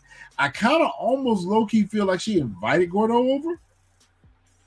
No, he was coming to see Drew. Because remember she said, you here to see my son? And And he how was does like, yeah. how does she know about that? How does she even know about that? I mean, mamas know. I was like, "Come on now, But this and is no date." Drew, he coming to see him, like, what I'm saying? Because when he was like, she was like, don't get Drew pregnant, you know what I'm saying? Don't let Drew get you pregnant. I don't want no babies in this house. And he was like, oh, it's gonna be hell to pay. And she was like, exactly. And then she went on and talked about her business with him. I think it's this conversation that she realized Evelyn might not pull the trigger, but boom, this one right here can do it. He can do. I'm telling you, she was on that scheme. She was on that scheme. She was committed. She knew she knows she can't do it herself. The kids would totally turn on her, right? So she got somebody else to do it, and in Gorgonzola, this conversation sealed the deal for her. It was still a very good conversation when she was like, when she stopped him, he walked on past her and she stopped him. Yeah, because she asked when she stopped him, she says, does the grief ever go away or does it ever get better? He was like, you get distracted by it, but it's always there.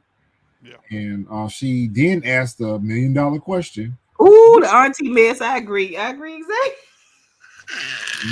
What would you do? What would you do if you knew the person who unalived your father? He was like, I'll slit their throat. And right then and there, we knew what the method of Lorenzo's unaliving was going to be. Yep. I do it immediately. Immediately. And that's it for him. Davis is at his office diligently working away the day. And he's They've looking. got a better view than they do in Italy. I'm telling you. Why is he still reviewing his file? That's the part I didn't understand. What was he looking at the file for? Because Monet had already told him in the earlier interaction that, she was good. So what was he still reviewing the file for? Anybody in the chat got any theories? I'm thinking he's keeping dirt. Somebody said that he was keeping receipts. But it's kind of hard for him to keep receipts on. He facilitated the crime. He was the one who hired the person that went and stole the file. So that ain't a receipt on Monet. That's a receipt on himself. When she said she burned her copy, he should have filed his away. Exactly. You're not working on your brother's case at all. Like, I just don't. Why you got it out? Like, what are we doing? Yeah. Like, why do we talk about it? Why do we keep talking about it? And why do we keep looking at the evidence? Like, that's not supposed to be spoken about. I mean, where is Saxe to go from here? Eventually, it's going to come out. And that's what I don't understand. Like, why is it out? Like, that file could have been so far tucked away. Yeah, that was a weird one. Saxe comes in and happily announces that he has an unredacted copy of Theo Rollins' case file, and he has found a loophole that will allow them to file a motion for his release immediately. Because, we don't have to go through retrials or anything else in the world of power. We can go file a motion and the person's out of jail the next day. And so that's what's going to happen. So Davis is excited. Gee golly, Saxe, you did it. You did it. You're the hero. Let's go tell Theo. Let's go tell them together. And I'm just going to put this secret file away in my file cabinet and show you. In front of you. Here's the key. I'm just going to put it right here. Right here. Help yourself anytime you want it, okay? It's right here. Yo, I'm like, Davis, how stupid. I think he's baiting him. I think he is baiting him. He has to be baiting because it's so stupid. You think he's got to be on to him, but I think it's the writers again. No, we love these characters, and they don't respect the continuity of any character really, other than Tariq. Can't be. Surely no. He's on to him. He's on to him. He's got to be on to him. Surely Davis is not doing something stupid like this. Davis don't put the key in front of the man and like, let's go. And then my antennas would have shot all the way up when he was like, you know what, you go ahead. Y'all go and celebrate that moment. I got to go file this motion. Like, I'm thinking to myself, you should have filed the motion before you came and told me about the news. I'm like, yeah, you up to no good. I would have doubled back too and see what he was up to. That's what they should have had. If it was us in the writing room, we would have had Davis. We would have had Davis double back and watching from a distance. I thought Davis was his assistant watching. I thought he was going to double back, and that's why I said the assistant didn't stop him. I was like, oh, well, maybe the assistant didn't stop him because she know the plan. Because I was like, how does he get to just roll up in there like that? But like, he might have a camera too. Shit, I don't know. Yeah, maybe you're right. Maybe you're right. Because it just was so obvious. I don't know, and I hope that you're right, because I don't want Davis to be this Feckless. I just don't. It was the I really secretary. That enjoy him receptionist as a was flicker. watching. Yep, the receptionist was watching. The secretary. I mean, And you if know you what? went This back, would explain why he still has a file too. So maybe he's laying a trap for Saxe. Y'all, ah, this could be our last season with Saxe. This what I'm saying. This is We've what had I'm him for so saying. long now. We expect to keep getting him every season, but y'all, Yeah. in reality, this could be our last season with Saxe. Remind me, I got a point about that when we get Sax to ain't going. to Sax like a the roach. Lauren piece of it. Why you say that, really, be? What? That he like a roach? He just keep coming back? Cause every time we Yeah, go, I we mean, got rid of him. He keep coming back. You got to yeah. You have stomp on faith, him. You look really. up. He start moving again. Like, As soon as you spray him, he start moving again. He takes a picture, and of course, he takes it to his I, sneaky I, link. I should freeze it. I want to see what that was. Was the? I know they probably not that detailed, but still, this you're right. This could be a total setup. Like it's just so. It's too deliberate not to be. They usually do have details on it. Yep, I see it right there. Detective Whitman, New York, NYPD 21st precinct. Looks like it's a request for an incident report, a copy of an incident report. So I'm not quite sure what the incident was, but it's an incident report. Oh, it's at Mecca's hangar. You see right there where it says private airport / plane, Hmm. uh, Ezekiel Cross. So yeah, See, on absolutely. hers, it had fingerprints. I mean, it might have been a different page, but on hers, it had where they had the fingerprint, It was and on the the same page. fingerprint belonged to Lolo. So I'm like, why wasn't they questioning Lolo? It was on the second page because remember she flipped yeah, it up.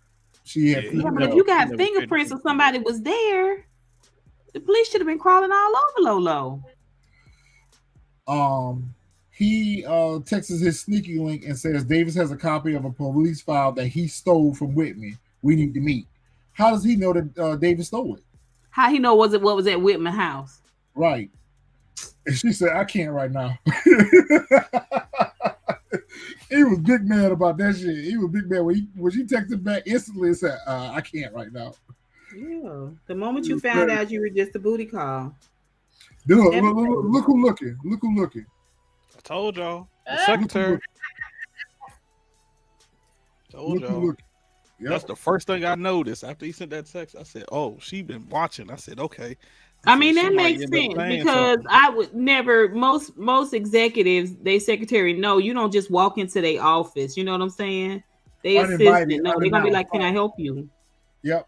Especially with Saxe, like Saxe, you just a worker. Your name ain't even on the building. You're not a partner. So you're just a worker. So yeah, why are you going into this man's office? Yeah, so that might come back and bite him. They made a point to show that this receptionist was watching for a reason. I mean the Davis's office once again is all glass, but I digress. But I think a lot of people didn't peep it because it happened so fast. I've seen a lot of people like, oh, how nobody. I'm like, that was the first thing I saw after he sent the text was her watching him the entire time.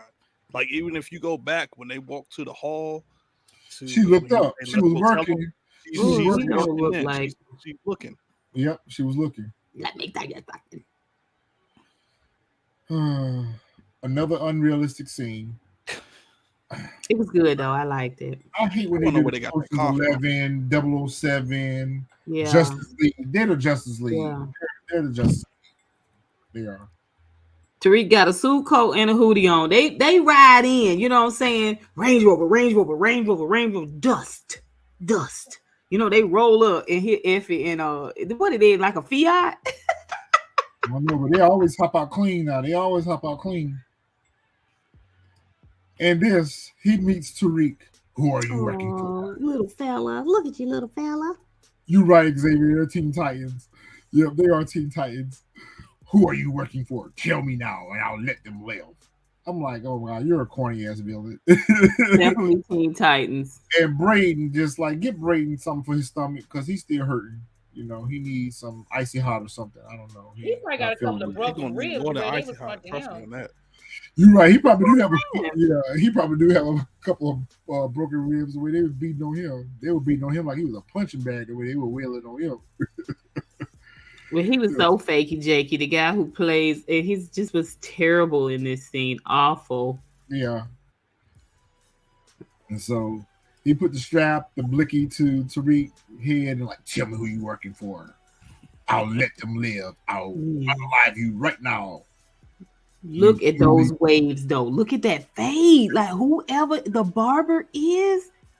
You move. He don't got no injuries. That's why I said how convenient, quintessential. No. How convenient that he got. He should barely be able to pull a breath in. You know what I'm saying? He should be right. He ain't got no injuries. That's why I said no face attacks. He didn't get hit in the face one time. He didn't get smacked. He didn't get punched. He just got to get punched. And you don't see him anymore after this. None. Yeah, Not boarding the plane, not meeting the lobby, nothing. Nothing. That was done on purpose. That's how they torture you, so that it's gonna be all internal. That's why they went to his body and not his face. No evidence. It's no evidence left. That on purpose, yeah. Yeah, well, I'm sure he's pretty bruised up. Not when Kane tortures you with a blowtorch.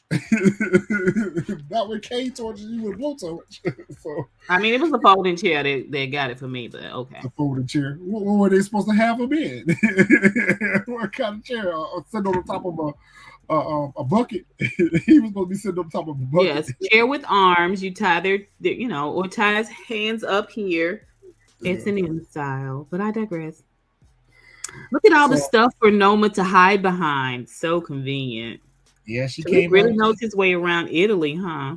Yeah, I guess he do. Yeah. Wasn't like how I was when I went to Canada for the first time because I got lost with the GPS. She comes and saves her intern. See, Tariq is interning for a lot of people. He's interning for Noma. He's interning for Monet, the Westons. You know, Tariq did the job. Do y'all think that they kept a copy of the recording? Of course. I think Effie may have. Mm-hmm. Effie got that picture, but listen, when she told Tariq that he wasn't on probation anymore, the way that the sexy melanated Nigerian suit looked at her. It was almost a little bit like, no, you didn't. Brayden, we get that you're hurt. Please, we get that you're hurt. Take him to urgent care. Where your booty at, Brayden? That's what I want to know. All them muscles and no booty. You got to build them. But the muscles ain't doing ish for him then, because he hold his stomach like he's got a ruptured kidney or something. Look at Effie standing there like Tasha. So that's why he made that face. Like he ain't never liked them. He think they young. He think they immature. He looks. I mean, since like the first episode, he's been looking down on them. So but it shows that he doesn't really agree with her. I just would think it would be interesting just to see a little bit more about them outside of Tariq. He's reticent. He's apprehensive. He knows what this comes with. This means that I'm deeper and deeper from my ultimate goal that I was trying to pull away. Because really, if he would have gotten that money out of Mecca, he was going to pull out. But now he knows that I can't go nowhere, at least no time soon. But his rider is already coming up with her exit plan. She already got an idea of how they can get up out of it. But first, they need to take Brayden to see about his injuries because he can't walk without clutching his stomach. He fine, child. He fine. He able to stand up on his own accord. He fine. He got his white privilege. He's fine. He's fine. His nurse will take care of him when he gets home. His nanny. Saxe is like full-fledged stalking at this point. Y'all talking about Jitty. Y'all need to go ahead and put a warrant out for Saxe for stalking. He's so Fire Marshal Bill. I just Y'all sign warrants for everybody else on this show. I need y'all to put one on Saxe. Because he is following his leg everywhere. And he's like the next car over. Does she not look over in that direction and recognize that Saxe already sitting over there? Nope. I mean, she's in a downtown area. He could have her GPS. What do they call that? The tracker that you put in your things. Okay, so going back to OG Power, we have so many moments in this episode that remind us of moments in Power. Do y'all remember the episode where Angie was following Ghost to the hotel where they were doing the exchange with Lobos? This scene reminds me of that so much. He You talking about called the one with Tasha had to act like she was Ghost, right? no. When they caught Tommy up in those charges, where Ghost set up Tommy to catch those charges, and she was calling Ghost phone. He wouldn't answer, and he was up in the room looking down on them arresting Tommy. Okay, I She was remember following now. him in the Dodge Charger. Mm-hmm. Yeah, that reminded me of this scene so much. Jenny looked at that phone. She's like, I ain't got time to be bothered with you. I'm going about my business. Stop calling me. Damn, what'd she do that for? If she would have answered the phone and said, Saxe, I'm busy. I'm working my case. I'll link up with you later. But she was like, I can't talk right now. So, and I'm thinking to myself, why are you visiting this house so much during the daytime? Like, if anyone else, like the criminals that you're trying to prosecute, could be following you as well. I mean, like, you just leading everyone to your CR. Dumbass. She's so stupid. Exactly, quintessential. She act like that's her house. That is her I'm telling house. you, she not on the up It and is up. her I don't know who this man is waiting outside of her house. It is her Private house. security. That's her house. Yeah, that's her house because they got her family pictures in it. Yeah, that's private security detail, probably. Because Which- people don't know she got the hole in the One girl guy house. just came out of nowhere when he escorted Saxe the fuck on up out of there. Where was he when he To the walked? car in front of the house. He parked down the street, but when they escorted him out, he was right up front. Right. Where was he at when Saxe walked up and said, "Oh yeah, she's expecting me"? He's like, "Nah, no." I wanted somebody to smack when he was having that temper tantrum on her lawn. Really, we could probably relate being a woman. I wanted somebody to be like, pull yourself together. He was just, who's in there? Why don't you love me? Who remembers Waiting to Exhale? Maybe Robin.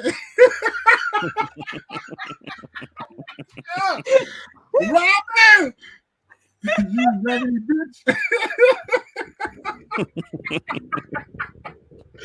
Yo, that's what that remind me of. Like, he is literally standing out there having a fit on her lawn, hollering for her. Jenny, With the leather vest on. Jenny. come Hey, to the Juggy. door. Juggy. Juggy's in the chat. Juggy's in the Hey, chat. right, Marvin. That's what she said. Don't you throw Juggy's in it the up chat. Juggy's in the chat. Juggy's in the chat. That's what he said. Robin. Yo, he was bugging. She comes Who's in there? Who's in there? Yeah, who's in there? It's just so entitled. Just so entitled. I wanted somebody to slap him down the front of his face. Just Yep. I mean, if she was fucking on old dude, would he really be just standing out there? what you gonna do about it? What you gonna do? What you gonna do? What you gonna do? What you gonna do? I'm wearing a promise ring. Get out of here. Marvin, I can't with you. Somebody, you better be careful who you pick up in grocery stores. That's what he told me when he threw that orange up there at her. Lauren came to the door and she got to see what's going on. There's too much commotion outside. This is all the excitement that she's had in weeks, so she got to go see what's up. Yeah. Like, I'm thinking to myself, maybe Lauren, there could be someone here to do some harm to you, but I'm just gonna walk right outside and see what's going on. Stupid. They send Stacks around there to turn Lauren's brain on, essentially. Like, up until this point, he gave her a he jump. doesn't. Yep. You've been completely trusting this woman. I mean, she was mollywop, but I mean,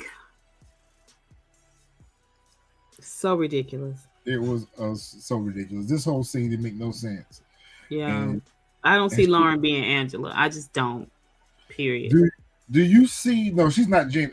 Jenny's not Angela at all. Angela was a boss. No, I'm talking about Lauren. Lauren being Tariq's Angela. I don't see it. She's not smart enough. You know what I'm saying? And she cried too much. Yeah, and she's a dodo bird. This woman is basically holding you hostage. You had who you think your parents buried? Who did your parents bury? You don't have no question. Well, who did her parents bury is a good question. Who did they think they buried? Yeah, closed casket. Maybe they had a closed really. Casket. Do y'all think that Saxe is getting ready to blow her case? Do y'all think he'd been to blow her spot? It would blow his spot up too. That's what I'm saying. The way they're all knitted together, somebody's got to die. in order. That's a good point, Miss Honey. They're all knitted together. They're sewn and woven into this together. He can't blow her spot, right? Blanca's going to be able to What do continue they on. have on She's Saxe, the only though? one. These two are going to sink each other. But what do they have on Saxe that they could What do use they to have their on advantage? Saxe? He's double dipping. He's stealing evidence. It's called client privilege, confidentiality. Attorney-client privilege. Yeah. I mean, Which is yeah. I on mean, top of that's what he's most, already but done it's to like Tariq. I mean, that would just get him disbarred, whereas they would go to jail. He would too, because he's an officer of the court. Because remember, they were trying to bring charges up on him last time when they found out he planted that phone in Ghost's hotel room for and Drake. hold his niece out to get close to Tariq. That was criminal as well. Yep, hold his niece out. Yeah, which they never showed her, spoke of her again. But yeah, just tricked her out on Brayden because she was checking for Brayden. That's right. Yeah. So I don't know. I think that he's going to, for some reason, I feel like Saxe is going to go tell Tariq, even though Tariq is already know. But I feel like Saxe is going to go have a conversation with Tariq about this. Why? What would be the point? I feel like if she was going to mention Saxe, Lauren was going to. Now, like I said, we'll talk about it when we get to the Lauren Tariq scene. Do we think that Saxe is stepping to the bad side now? I kind of feeling like he is. I don't know if he's gonna step to the bad side, but like I said, I feel like something that Jenny not telling him about Lauren just got him in his feelings because that got him in his feelings, and he like Saxe is fodder now. Let's just all say it. Let's say what we think. We know he's fodder. He's fodder now. He's positioned himself as fodder. He's running his course. He's burned every bridge. I mean, even the Tariq bridge. When he does talk to Tariq, does talk to Lauren very well. She's gonna say, he's gonna be like, well, tell me what happened or whatever. Logically, Saxe came to the house and threw a fit because Jenny didn't want to get him the panties no more. And then he started talking about how much you love me and you didn't kill me and woo woo woo woo woo. And he said, this is illegal, and I did all this in my career, and woo, woo, woo, woo, woo. He's going to put it together. The Rico, Saxe is in on it. Tell Davis. You know what I'm saying? Like, I want to get there. I want to hurry up and get there because I want Saxe. I want to hurry up and get there, too, because I'm tired of him chasing behind her and trying to eat out her dirty-ass drawers. Like, he's a nuisance. So tired of this version of Saxe. Like, he's a nuisance, and we don't need him. We got Blanca to be a nuisance. He's a nuisance. He's like that gnat that's flying around that you can't catch. He adds no value, none. He's a roach. I told you he's a roach. He's a cockroacher. He's a cockroacher. So they're checking out, right?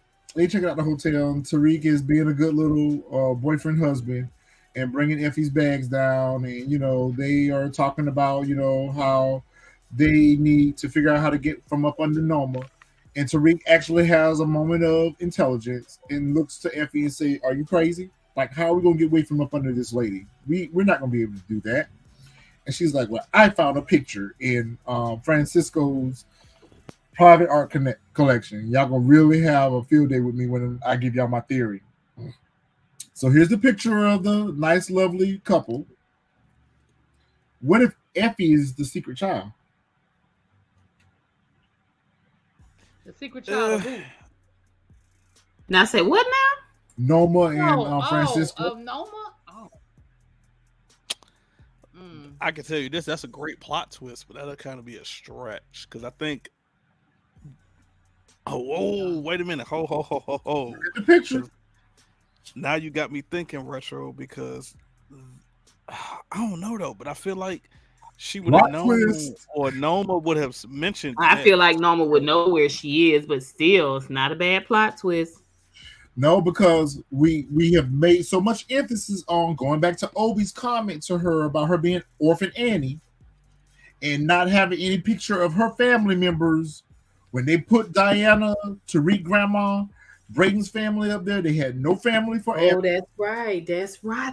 Oh, that would be good though. Are the writers he that called smart? her orphan Annie.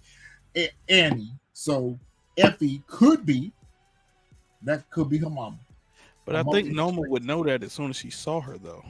That's where I would That's where I'm lost at that. I don't get the Unless feeling that Norma has a child. I get the feeling that the child may have been with Francisco, maybe, or hidden, or taken away from her.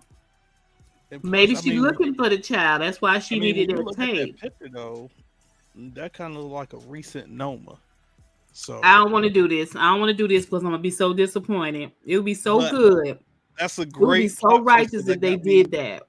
that got me Let's going just back to let's just let's when. just let's just call a spade a spade. Let's just be honest with ourselves. Effie is a fan favorite to the show right now. They ain't hardly gonna unalive her. They're not gonna hardly unalive her. Not on season 3. They're not gonna hardly get rid of her or her character. She still needs to be around to create that love triangle, that Angela, Ghost, Tasha love triangle with Lauren, Diana, um and Effie. Effie is not hardly gonna go anywhere. It would be an amazing plot twist if she is Norma's child. And the fact that Effie's grown up, Norma may not recognize her. I mean, go back to Bel Air when Jeffrey didn't recognize his son. I mean, children change appearance from when they were infants versus, and in this picture, she's a toddler. So, I mean, you know, or maybe what's her name put her in the system. The mere fact that she said if we could find this child, this is our weakness to Noma, and she's the child. Like it's amazing. It would be so good. It would be so good. I don't want to get my hopes up, but I will say this. I was trying to wait till we got there, but I feel like I want to say it now because I really like Effie too. So I feel like Effie could be Tariq's worst enemy. Like she could flip to that, you know what I'm saying? She had that kind of spirit about her, you know what I'm saying? Like I thought she was a sociopath. At the same time, Her adopted when family. when he met with Lauren, I wanted him to snap her neck and get rid of Lauren. Everybody always thinks she dead. Like, why would you mess it up by bringing Lauren in it? I feel like Ghost would have snapped Lauren neck. He said you was dead, stay dead. Right. What are you gonna do with Lauren? Effie's the girl. Effie's the girl. They've got to find a way to salvage her character. They've got to find some kind of way to salvage her character. This would be perfect. I'm reaching at straws, I know, So but it's she's power. Italian and Nigerian. Ooh, that would be good. It's power, so anything can happen. Yo, who else felt like in this scene right here that Lorenzo was getting ready to get stabbed with a 12-inch butcher knife? Was it just me?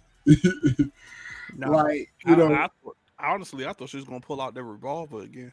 no, I thought she was gonna stab him with a butcher knife. I thought she was gonna stab him with a butcher knife. I don't know what's going on. When he went in the kitchen to talk to Diana, he went and got a glass over by the sink, put the glass down. Then he went to a wine cooler that was up top. Here, he goes into a lower cabinet cooler. I know it's just a weird small detail, but it's just the way it was set up. I thought for sure she was finna do him in that kitchen. I thought she was gonna do him too. I ain't gonna even lie. Especially when she went back to the sink again. I was like, oh yeah, she finna pull out a butcher knife and stab him right in the stomach. Like, that was a missed opportunity. But she put him up out of there and told him get out of New York. And I feel like that was her way because he was honest with her. That was her way of telling him, like, listen, you need to go and get out of New York tonight. Like, if he would have not went to that bar and got smashed, I mean, he was smacked when he was at the bar. So I feel like if he would have gathered his little rags and got on the road to South Carolina, he would have been okay. Well, what would be the point in her getting Gorgonzola to do what he did then? Well, I think at that point, she was still ruminating in the fact that he hadn't been honest with her. The fact that he chose to be honest with her in that moment, that was her giving him his way out. Like, she's like, I'm not going to do you because the kids will never forgive me, but you need to get your shit and get up out of here and get out of New York tonight. And I felt like if he would have got out of New York, went on to Maryland or somewhere, went on to Delaware, he might have been okay. He might have been okay. They might would have caught up with him eventually, but he would have been okay for the moment. He would have made it another day. I think that those second thoughts she was having before she had Kane. I mean, Tariq confirmed and Kane confirmed. I think, at that point she said this got to be done. Once she got confirmation that he was the one that did it, that this was true, I think everything she did from then on was to cover her and get rid of him. I think he didn't leave because she set it up that way. Because remember, he was supposed to be on the way so they could play spades. Yep. And then tell the kids they were separated. Yep. And then tell the kids they were separated. Yep. Tariq get a text from an anonymous number that says, "Meet me at the South Campus gate. You out here running drugs in the street, committing crimes, and you're just going to respond to an anonymous text and go meet someone in the middle of the night." Yeah, that's a great idea, Tariq. That's a great idea. Oh, I remember being thin enough and young enough to sleep in a twin bed with a dude. That's what made me think it was like Monet. Yeah. Because he just looked at because if I remember correctly, she is saved in his phone. Never mind. Is it just me? But who else is curious as to how Lauren got there with her box cutter? Did she teleport? Maybe she called an Uber. Maybe she borrowed Jenny's car. Jenny's asleep. Maybe she borrowed one of the security guards' car. But somehow she made it from wherever she's being held in captivity and made it to Stanford undetected. With a box cutter. She left Jenny's house with a box cutter. That was a quick beat up. Bless her heart. Yep. I was sitting this scene was so I was You're like, right, Xavier. They are Teen Titans. Teen Titans. It was so forced. I agree, Your Highness. It was so forced. Even his shock, like, Lauren. There was no shock. There was no shock. Tariq, Lauren, it's you. I mean, that's weird. Tariq should have been processing that still. Like, it's really you. Like, you're alive. Sorry, like, I wasn't at your funeral. You're right. Maybe thought he was dreaming. Yeah, maybe he thought he was dreaming. Maybe he was sleepwalking.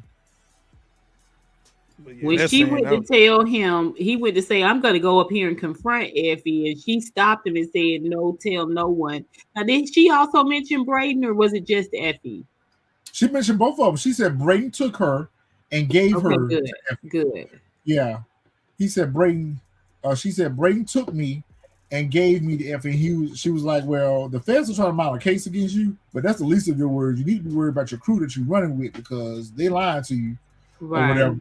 That's a good point, DeMarcus. Lorenzo was speaking mad facts. Where Xavier? I'm surprised. There he is. Where Xavier at? Because Xavier feels some kind of way about unaliving Lorenzo. But Lorenzo was right. He was like, you brought him here. You didn't prepare him for this life. And look what happened. So you're just as much as responsible as I am. I don't feel like that was a step closer to saving your life at that point, but I mean, it was the truth. Who else thought that Effie was actually getting ready to come clean with Tariq? But she was like, "I love you too," and lay on his chest. He looking at her like, "Don't touch me." Because for some reason she can trust Kane. And I don't know why she thinks she can trust Kane. I don't understand. I don't know. She was. I thought she was gonna finally say it. I was like, finally, because I figured like we just got the joint from Lorenzo telling Monet, so I was like, okay, now we about to get another truth, and she's gonna tell Tariq, and it come to "I love you." I was like, okay. Well, Xavier, I thought about that too, but he actually went the step closer to her, like he might have wanted to try to embrace her or whatever. But remember, she pulled a box cutter on him. So yeah, I saw that. He did try to edge towards her like he was getting ready to embrace her or whatever, but she kind of presented that box cutter. Yeah, she pulled up that box cutter at him. So I said this last week. How can Lauren and Effie both be in the same time continuum together? Like seriously, how is it possible that they both could exist? One of them has to actually die and or go away. Effie is more important to the story at this point. Lauren isn't. Lauren is not important to the story, so I really don't understand what the Lauren is just there to change the dynamics between Tariq, Brayden, and Effie. That right? Part. It's gonna push him closer, in my mind, either to Monet or RSJ. But I think it's going to push him towards RSJ. He's going to be done doing capers. I think he's gonna have to finish what he started with Brayden and Effie as far as his business and stuff is all that is concerned. But I think somehow, some way, Tariq is going to find a way to pull one last caper with them, so to speak, and then he's going to separate and go his separate way with them. He's not going to Oh, run he next needs them in order to keep this relationship with Noma copacetic. He Correct. don't have no other crew, Correct. right? It's just Correct. this dynamic of Lauren showing up, even though it was corny and poorly shot, it really changes episode 6 through 10. It's Yep. gonna be, I mean, I it's agree gonna with be you. crazy because the dynamic should be different now. I agree with you, DeMarcus, but Effie's too important to the story. They can't let her go this They early. can't. Effie is his Tasha. Effie is his Tasha. I was gonna say, none of y'all see how this correlates to original power. Yep. Like, I already see it. Ghost was at odds with Tommy at one point, at odds with Tasha. He was in love. Like, this is all. It's the same thing. So that's how I've been told y'all this. I've been told y'all this. This is the same story. We're just watching the kid version of it. Yeah, that's a good point, though. Nah, Monet ain't Tasha. Monet is Rock. Monet is Rock. She's Raquel. Rock is better, but and I need for them. Rock got more personality. Y'all thought I was crazy. Y'all thought I was crazy at the top of the season when I said, "Can y'all see Monet and Davis hooking up?" Her whole man is gone now. Mm-hmm. They've showed so many scenes with Monet and Davis. Who else feels like there could be some type of connection there with them? I don't want to see it. I don't want to see it. I mean, we barely saw the relationship she had with Dominguez, the cop. Yeah, because she got what she needed off of him real quick, and you can't stay for breakfast. Davis know better. He know better. He know Monet will unhinge her jaws and devour him whole. No. He's scared of her. Oh yeah, where is the wife? I forgot about that virgin love. You're right. Davis is married because remember that's what the investigator Paula, which I really wish they would have brought her back. I really wish they would have brought her back. Her character was good point, Virgin. Yeah, because when he was trying to fuck on her, she was like, "You do." Well, she was fucking on him, and she mentioned the wife a couple times. You're right. We've gotten so far away from that character they first introduced us to that I forgot all about it. It's a different character now. You're right. Monet is more ruthless than Rock. Well, they're kind of neck and neck. But they're kind of neck and neck. Yeah, Rock raised the son that shot his own son in the face. I'm just saying. And Rock raised her son to unalive his own unsuspecting father. So, but see, that's why I say Monet is more ruthless because she's sloppy. Where at least Rock she's strategic with it. That would be Tasha St. Patrick. DeMarcus is the worst mother in the Power universe. Like that's the difference for me. At least for me, that's the difference for me though. Paul Lorenzo. It's just immediately they got to go. Paul Lorenzo, he trying to change his tire and he get his throat slit from ear to ear. But here's what I didn't understand about this scene. It was like, I get it, you drunk, but I'm not gonna be that drunk where I come out and realize there's a nail that's sitting halfway out of my tire. It's not in the tire. That'd be totally different. Like it's a whole nail sitting on the outside of the tire, and at no point did that give you a red flag. Like, wait a minute. Like, because if that nail would have happened before you got to that bar, you wouldn't have made it there. Yeah. So it should have been at some point where you saw it, you should have been like, wait a minute, hold on. Like, but yeah, I saw this coming. As soon as he opened up that trunk, I knew what it was. It was good though. It gave me original power tease. It reminded me of that episode. It reminded me of the episode where Ghost went and got the drunk driver and shanked him up real good. Oh yeah. His grief class. He leaned over and said, "Bleed, itch, bleed." Yep. I was like, "Oh, that's good. That's good power." I don't know what Xavier sees in Lorenzo that classifies him as a good man. This is the same dude that had his daughter selling drugs for him at school. Yeah, okay. And you know what? Right. I think Julio has the best death scene in Power to Xavier date. just loves his banana nut bread. I think Julio was the best death scene in Power to date because he actually went out like a rider. He's the only one that's in Kanan. Kanan kind of went out like a rider too in his. So Kanan and Julio's were the best deaths. Well, what do y'all think Drew's gonna do when he find out that his cousin boyfriend unalived his old man? I don't think he's gonna find out next episode. Cousin Yeah, I don't think you're boyfriend, gonna find out no time soon. his I think cousin we'll- boyfriend unalived his old father. What? Make it make sense. They're sitting there having their cookies and they're playing space and they're having a great family day. And that Black Widow spider sitting over there staring at everyone like she's getting ready to eat them for dinner. And I'm like, does anyone not understand they mama? See that right there? That's a smile. I think. She can't do both corners of the mouth at the same time. So this is just it's just one, only one goes up. So this is her version of happiness. This is the best you're gonna get. Yeah, this is what you're gonna get right here. Did anybody peep Kane sat in Lorenzo's seat? He in Lorenzo chair. Yep. He made Drew sit in. Look at them tiny hands Drew got. He made Drew sit over there, and he sat in when it. Drew went to go sit in it, when Drew went to go sit in, he told him to go sit over there. Yeah, yeah, so They playing spades. When you got tiny gotta hands, you be can't be at the your head of partner. the table. Well, I thought about that too, but it actually serves both purposes. Because yes, his mom was his partner.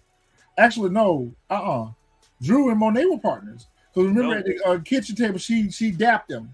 She was like, "That's right, baby. Me and you were partners." So I'm kind of leaning with Miss Honey's theory that that's his new spot now. That's his new. I really started looking at positioning. A lot of what we miss in the story, in the actual writing, they try to put it in the positioning of the characters. Like I said, I wasn't trying to be funny, but for them to show Garbanzo being on top and Drew on the bottom, it was almost kind of like they were showing that Drew is once again the weakest link. Like you still doing what you're doing, and it's not helping the family, it's not helping your business, it's not helping your positioning. Him not sitting in that chair and Kane kind of sunning him and putting him off to the side, it speaks to positioning. It speaks to positioning, and the fact that he knew about Frank. Okay, he didn't say anything. It's like it didn't even come on his radar. He's not even really playing the game right. It's just they're just anybody could get it this season. So I got a lot of people on my fodder list, and Drew's on that list too. I agree with that, Jeremiah and Xavier. Like, why do they always unalive the fathers on Power? Oh, that's a good point. I mean, all of it, in every version of it. Wow, y'all being profound tonight. I'm just gonna say it. Should they be profound every? Yeah, she got a. You know what, Power fan? You know what, Power? But no, he or she, Power fan, they're correct because in an interview, I remember on one of her lives, or maybe on the Crew Has It podcast, she talked about a tumultuous relationship that she had with her father. So maybe that's why it shows up in the writing that all of the father figures in the show, she just unaliving her father over and over again. Ooh. Oh, Walter's dead. Don't think that Walter ain't up out of here. They were already trying to unalive him with his sickness. Victor gonna take Walter out when he found out that he was behind Old Glory. Yeah. Yep. So Monet get her text message confirmation that it's done. Thank you. She put the phone back in her pocket and she smirks again. Well, the I'm thing like, you. is, we already know that Kane is going to know. Yeah, Kane is Kane gonna is going know. to know. Kane gonna figure it out. All right, He's going to so know that that Gordo did it, but he's going to know that Monet arranged it. she arranged it. Yep. Yeah, he'll know from call it from when she looked Oh, at her okay. Thanks to phone. Marcus. So next week on Power, it looks like we're gonna have a good episode. No break. We get no break, guys. So Fresh, you want to talk about that? The no break. So air date is April the 21st. Tariq demands app answers after a starting revelation shakes up the relationships in his life, both business and personal. Tragedy brings the Tejadas to the brink of war as they work with the Castillos to enact revenge. Air date is April 21st, 2023. We have no break. Fresh, what are your thoughts on why we're not getting a break? I think we're not getting a break this season because of 50 not being a part of it no more.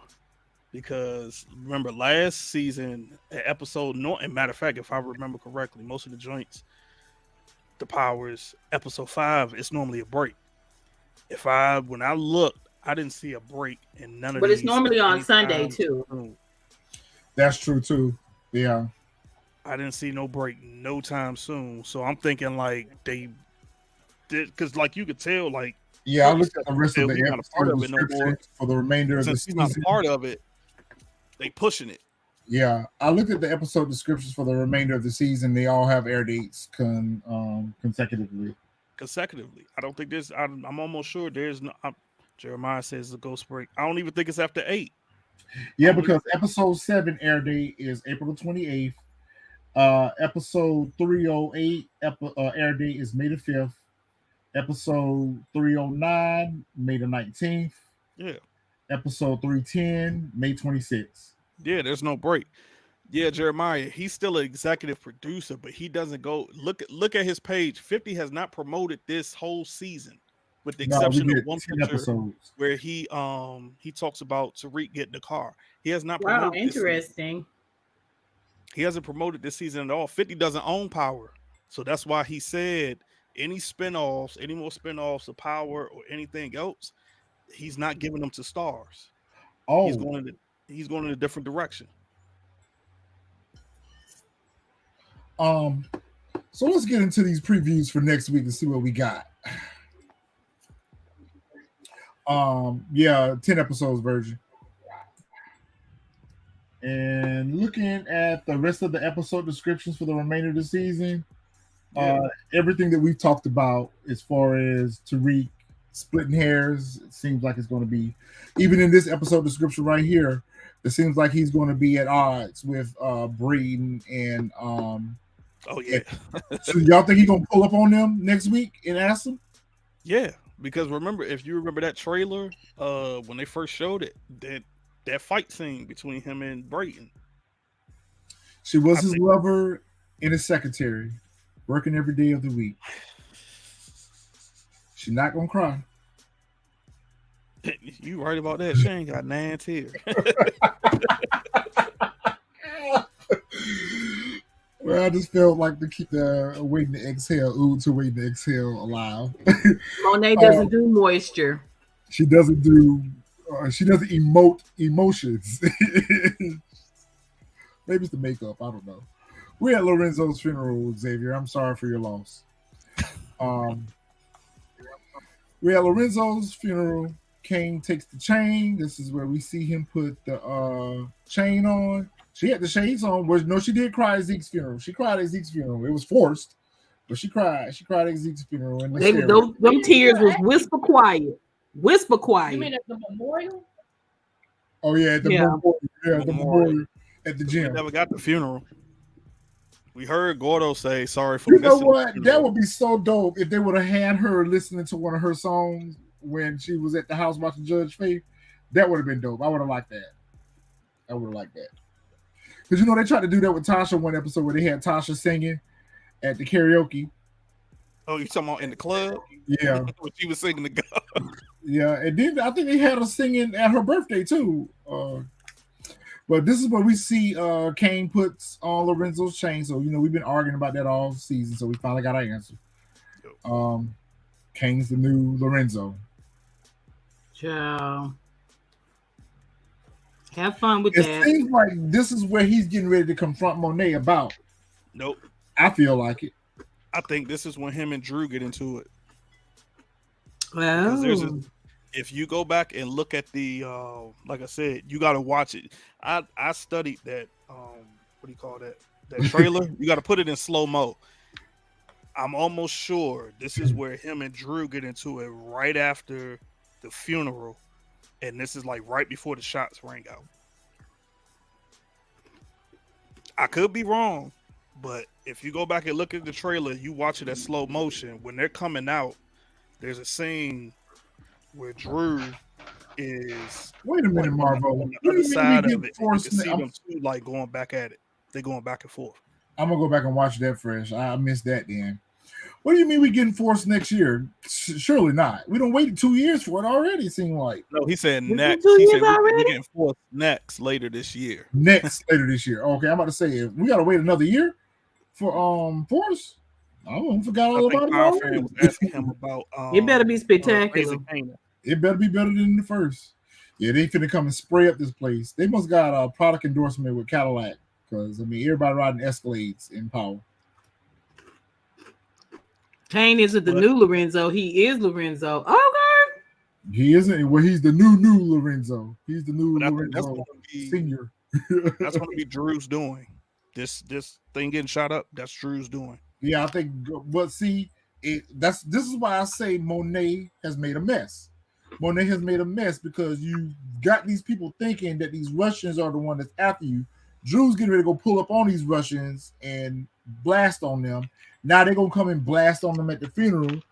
How much you bet somebody catch a stray at this funeral? Drew, he's so emotional. Like Drew's gonna be on some Rockabye Baby-ish for the rest of the season. I don't know with them tiny hands, but okay, let's do it. Miss Honey is not suited for Drew at all. Let's do it. Okay. I think. Meanwhile, you sleeping with the dude that slit your daddy's throat. Yep, you are. Why is Tariq over at the grave? Maybe he's going to see his sister? Dressed like Kane. Dressed like Ghost. No, I think this is when I believe, like I said again, I watched that, whatchamacallit, in slow motion. You must be watching good enough. And in this scene, he's going to talk to his father. Okay. And this is where he says he doesn't trust anybody. Okay, so he's not at the funeral. No, because Grandma Estelle is there too. But that's why I felt like he was going to see Raina because Estelle is there. So, but Ghost and Raina's grave is right side by side. Yeah, they side by side. But I noticed on the grave shot, we don't have a date on Ghost's tombstone. Oh wow! Maybe it's at the bottom. We can't see it. Maybe. This thing could be more spectacular though. That gravestone is a little plain. Yeah. Usually it's right up under their name. Drew slid up Gordo, Daddy. But I think that's for AI. I mean, is it me or does Effie look like she's upset in this scene? Like she's been upset, like she's been crying or something? Do we feel like this is where she tells Tariq? Nope. I think she feels like Tariq is hiding something from her and he won't tell her what it is. All right, fresh on point tonight. I could be wrong. Like I said, we'll find out, but I thought Kane killed Frank. I don't know if because they're saying Drew said it doesn't matter. He knew that they had killed Frank. I thought maybe she just sent Kane around there to kill him. We didn't tell Drew, but I thought it was all understood that Frank was gone and this is how it was, and they weren't supposed to be talking about it. It was understood because remember, that was a whole. I'm not gonna say the whole family was involved in on the caper, but everything that happened at that bar, it's just like when they got rid of whatchamacallit, Drew had to come and help get rid of the body. So I felt like this is why it's bad. Penis patrolling. To mess with him because where can it go? Where can it go? Where can this go? Y'all gonna get married and be happy and just forgive each other for killing each other, daddy, or knowing about it? Like, where is this going, Drew? That is an eye for eye. I forgot about that. They killed each other's. They unalived each Oh, other. eye for an eye. I got it now, honey. Yeah. It's the cup. Yeah, the brothers chopped up Frank. Yep, they sure did. They'll put him in a steel drum. They put that's what they did. They put him in a steel drum because Drew drove the van. Yep. Yeah. Drew drove the van. Yep. So yeah, I think here this is where Gordo is going to give Drew the wrong information. Or somehow he's gonna find out about the Russians, and like I said, that's what's gonna lead to them shooting up the whatchamacallit. You know what? I said this too. I said this in this scene. Gordo is establishing alibi. He feeding Drew misinformation to go ahead and put him on his scent trail. Mm-hmm. Yeah. But and then I think that next one is where he tells Monet, "I know who did it," and she's trying to stop him because you gonna put the family in danger because it wasn't the Russians that did it. First of all, Gorgonzola could be carrying your baby. You don't want to just fly off the handle. But she don't know he going after the Russians.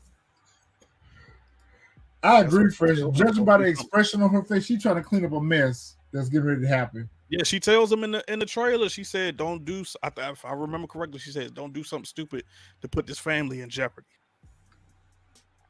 Yeah, if Drew I remember, he's finna be a loose cannon. He finna be out here wilding in these streets. So it looks like Lauren. Somebody said that she was released from captivity. Doesn't seem like it. Seems like she's right back at home, waiting for her roommate to come home. And her roommate comes home and like, "Where are you going, Lauren? You know that you're not here. Leave." She's back. She's back at Jenny's house. So this is why I debunked the whole she's being held against her will. She's at this point coming and going. She's a roommate. And also, this is why I say their case is going to be bukkake. Wow, because they star witness. Listen, I need for every scene that she's in, not for her to be whining about something. She whines. Should have snapped the neck. He should have just been like, "Oh, I'm so sorry you're alive." Click, click. Dude, she whines all the time. I'm so sick of her. Yeah. She reminds me that has been the premise of her character the whole time is Mealy Mouth. What was it? Cradle to the Grave, where she played DMX's daughter. Every time I see her, I see her as that little girl in Cradle to the Grave, where she was kidnapped. She was DMX's goddaughter, so where she was kidnapped. I mean, in real life. Yeah, I know, but I'm just saying, in that movie, that was Cradle to the Grave the whole time when she was kidnapped. Every scene I see her, I think of her in Cradle to the Grave. Yeah, that was some horrible acting by her, but I give her a pass because she was a kid. Yeah, she was a kid. But I'm sick of her. We don't need her. We need her to go away. Saxe is talking to her about something. What do you think that Saxe is trying to coerce her into doing? Because you know he's full-fledged coercing her into something. You talking to everybody but your mama and your daddy. They were supposed to be prominent. Your brother is interning in DC. You can tell by the bewildered look on her face that he's giving her something that's too heavy for her. She can't figure it out. I'm thinking it has to deal with Kane. He's probably getting her to I don't think it's Tariq. To aid Tariq and say Kane was the one that tried to unalive her. Remember he told Saxe told her that at the house. David said the same thing that he was trying to make her lie on the stand. He's trying to get her to aid somebody. Yeah, he told her like it wasn't Tariq because I saw how devastated he was when I told him the news that you were dead. Right, I want my daddy. That's exactly what she's saying in every scene. Look at I told you every scene she's in, her face is frowned up. She's whining about something. It's Cradle to the Grave all over again. Yeah. She's like 22 now. Tariq is not going to be able to commit any crimes if he's with Lauren. Period. And Effie is in the thumbnail. I mean, Tariq went out to life anyway. He keeps saying, as you can see, and this is what's so crazy to me. And this is when I watched this episode, I said, "Yo, this is Ghost regular power all over again. Because when Ghost kept trying to get out of the life and go straight, Tasha was the one who kept trying to get him to stay in the business. And it's almost like Effie is trying to do the exact same thing.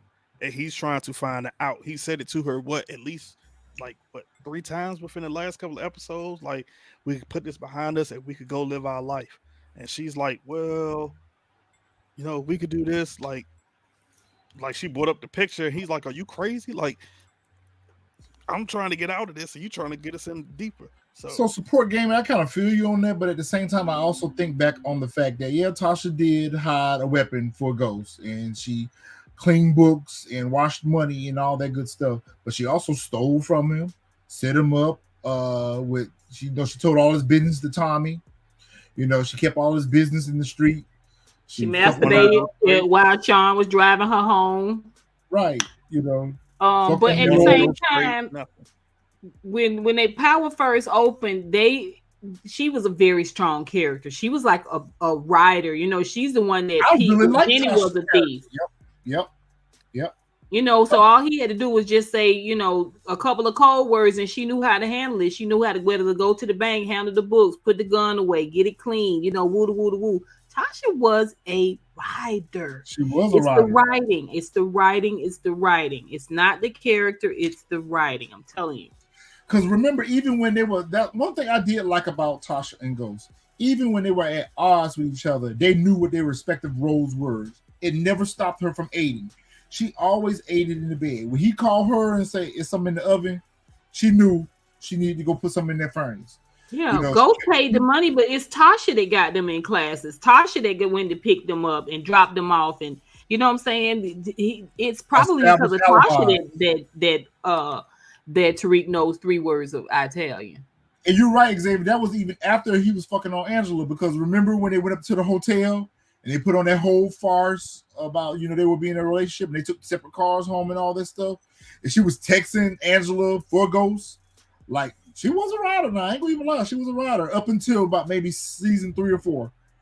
And her character. Where are we in with Power Book 2? Season 3. Yeah. Yeah. So it's about to start to be a repeating cycle. A repeating cycle. I'm enjoying it though. I'm enjoying it. I'm not complaining. It's good TV. Yeah, but it's starting to become a repeating cycle. I think Tasha was a better rider. She was a better worker than she was a mom. I agree with that. She was a better. I don't know. Raina and itty bitty hair used to be laid real good, and she always put pancakes, bacon, and eggs on the table. Grandma Estelle did that. Grandma Estelle took care of them children. Maybe. Remember, she was the one who kept saying that she needed to. Matter of fact, wasn't she the one who was telling her to stay with Ghost regardless of everything that was going on? Now, she did put the meals on the table, though, Miss Honey. She did. She always stayed in the kitchen. She was cooking meals and fixing Tommy sandwiches, and he came over. She was a great cook and a co-conspirator. Horrible wife, horrible mom. So she did kill her best friend, too, but I digress. Tommy loved Tasha's cooking. All right, guys. So that wraps it up this week. We appreciate y'all coming and hanging out with us on this Sunday evening. Great chat. Always, this chat is amazing. We appreciate y'all coming and spending 2 hours with us every Sunday. We really enjoy you guys. Make sure y'all hit that like button on y'all way out. Share the video out. We'll be back on Friday to do Bel Air. We'll be back Friday night with our first impressions for Power. So we hope everyone have a good week, and we look forward to seeing you guys next week. Any last minute housekeeping, guys? Oh, you did it. You knocked it out the park. Yeah, I think I kind of nailed it. I'll make sure y'all go over there and check out Miss Honey's review. I'll be here. Y'all cracked me up you Fresh your height. Y'all were funny this week. Funny. Normally Fresh is like, let's look at this a different side. Let's just think about it this way. But this week you were like, oh, I want jugular. Sorry, Juggy. I want jugular. Yeah, Crash Dummies. You guys were funny this week. Super funny. All right, guys. You guys have a great week, and we will see you guys next week. See y'all next week. Bye.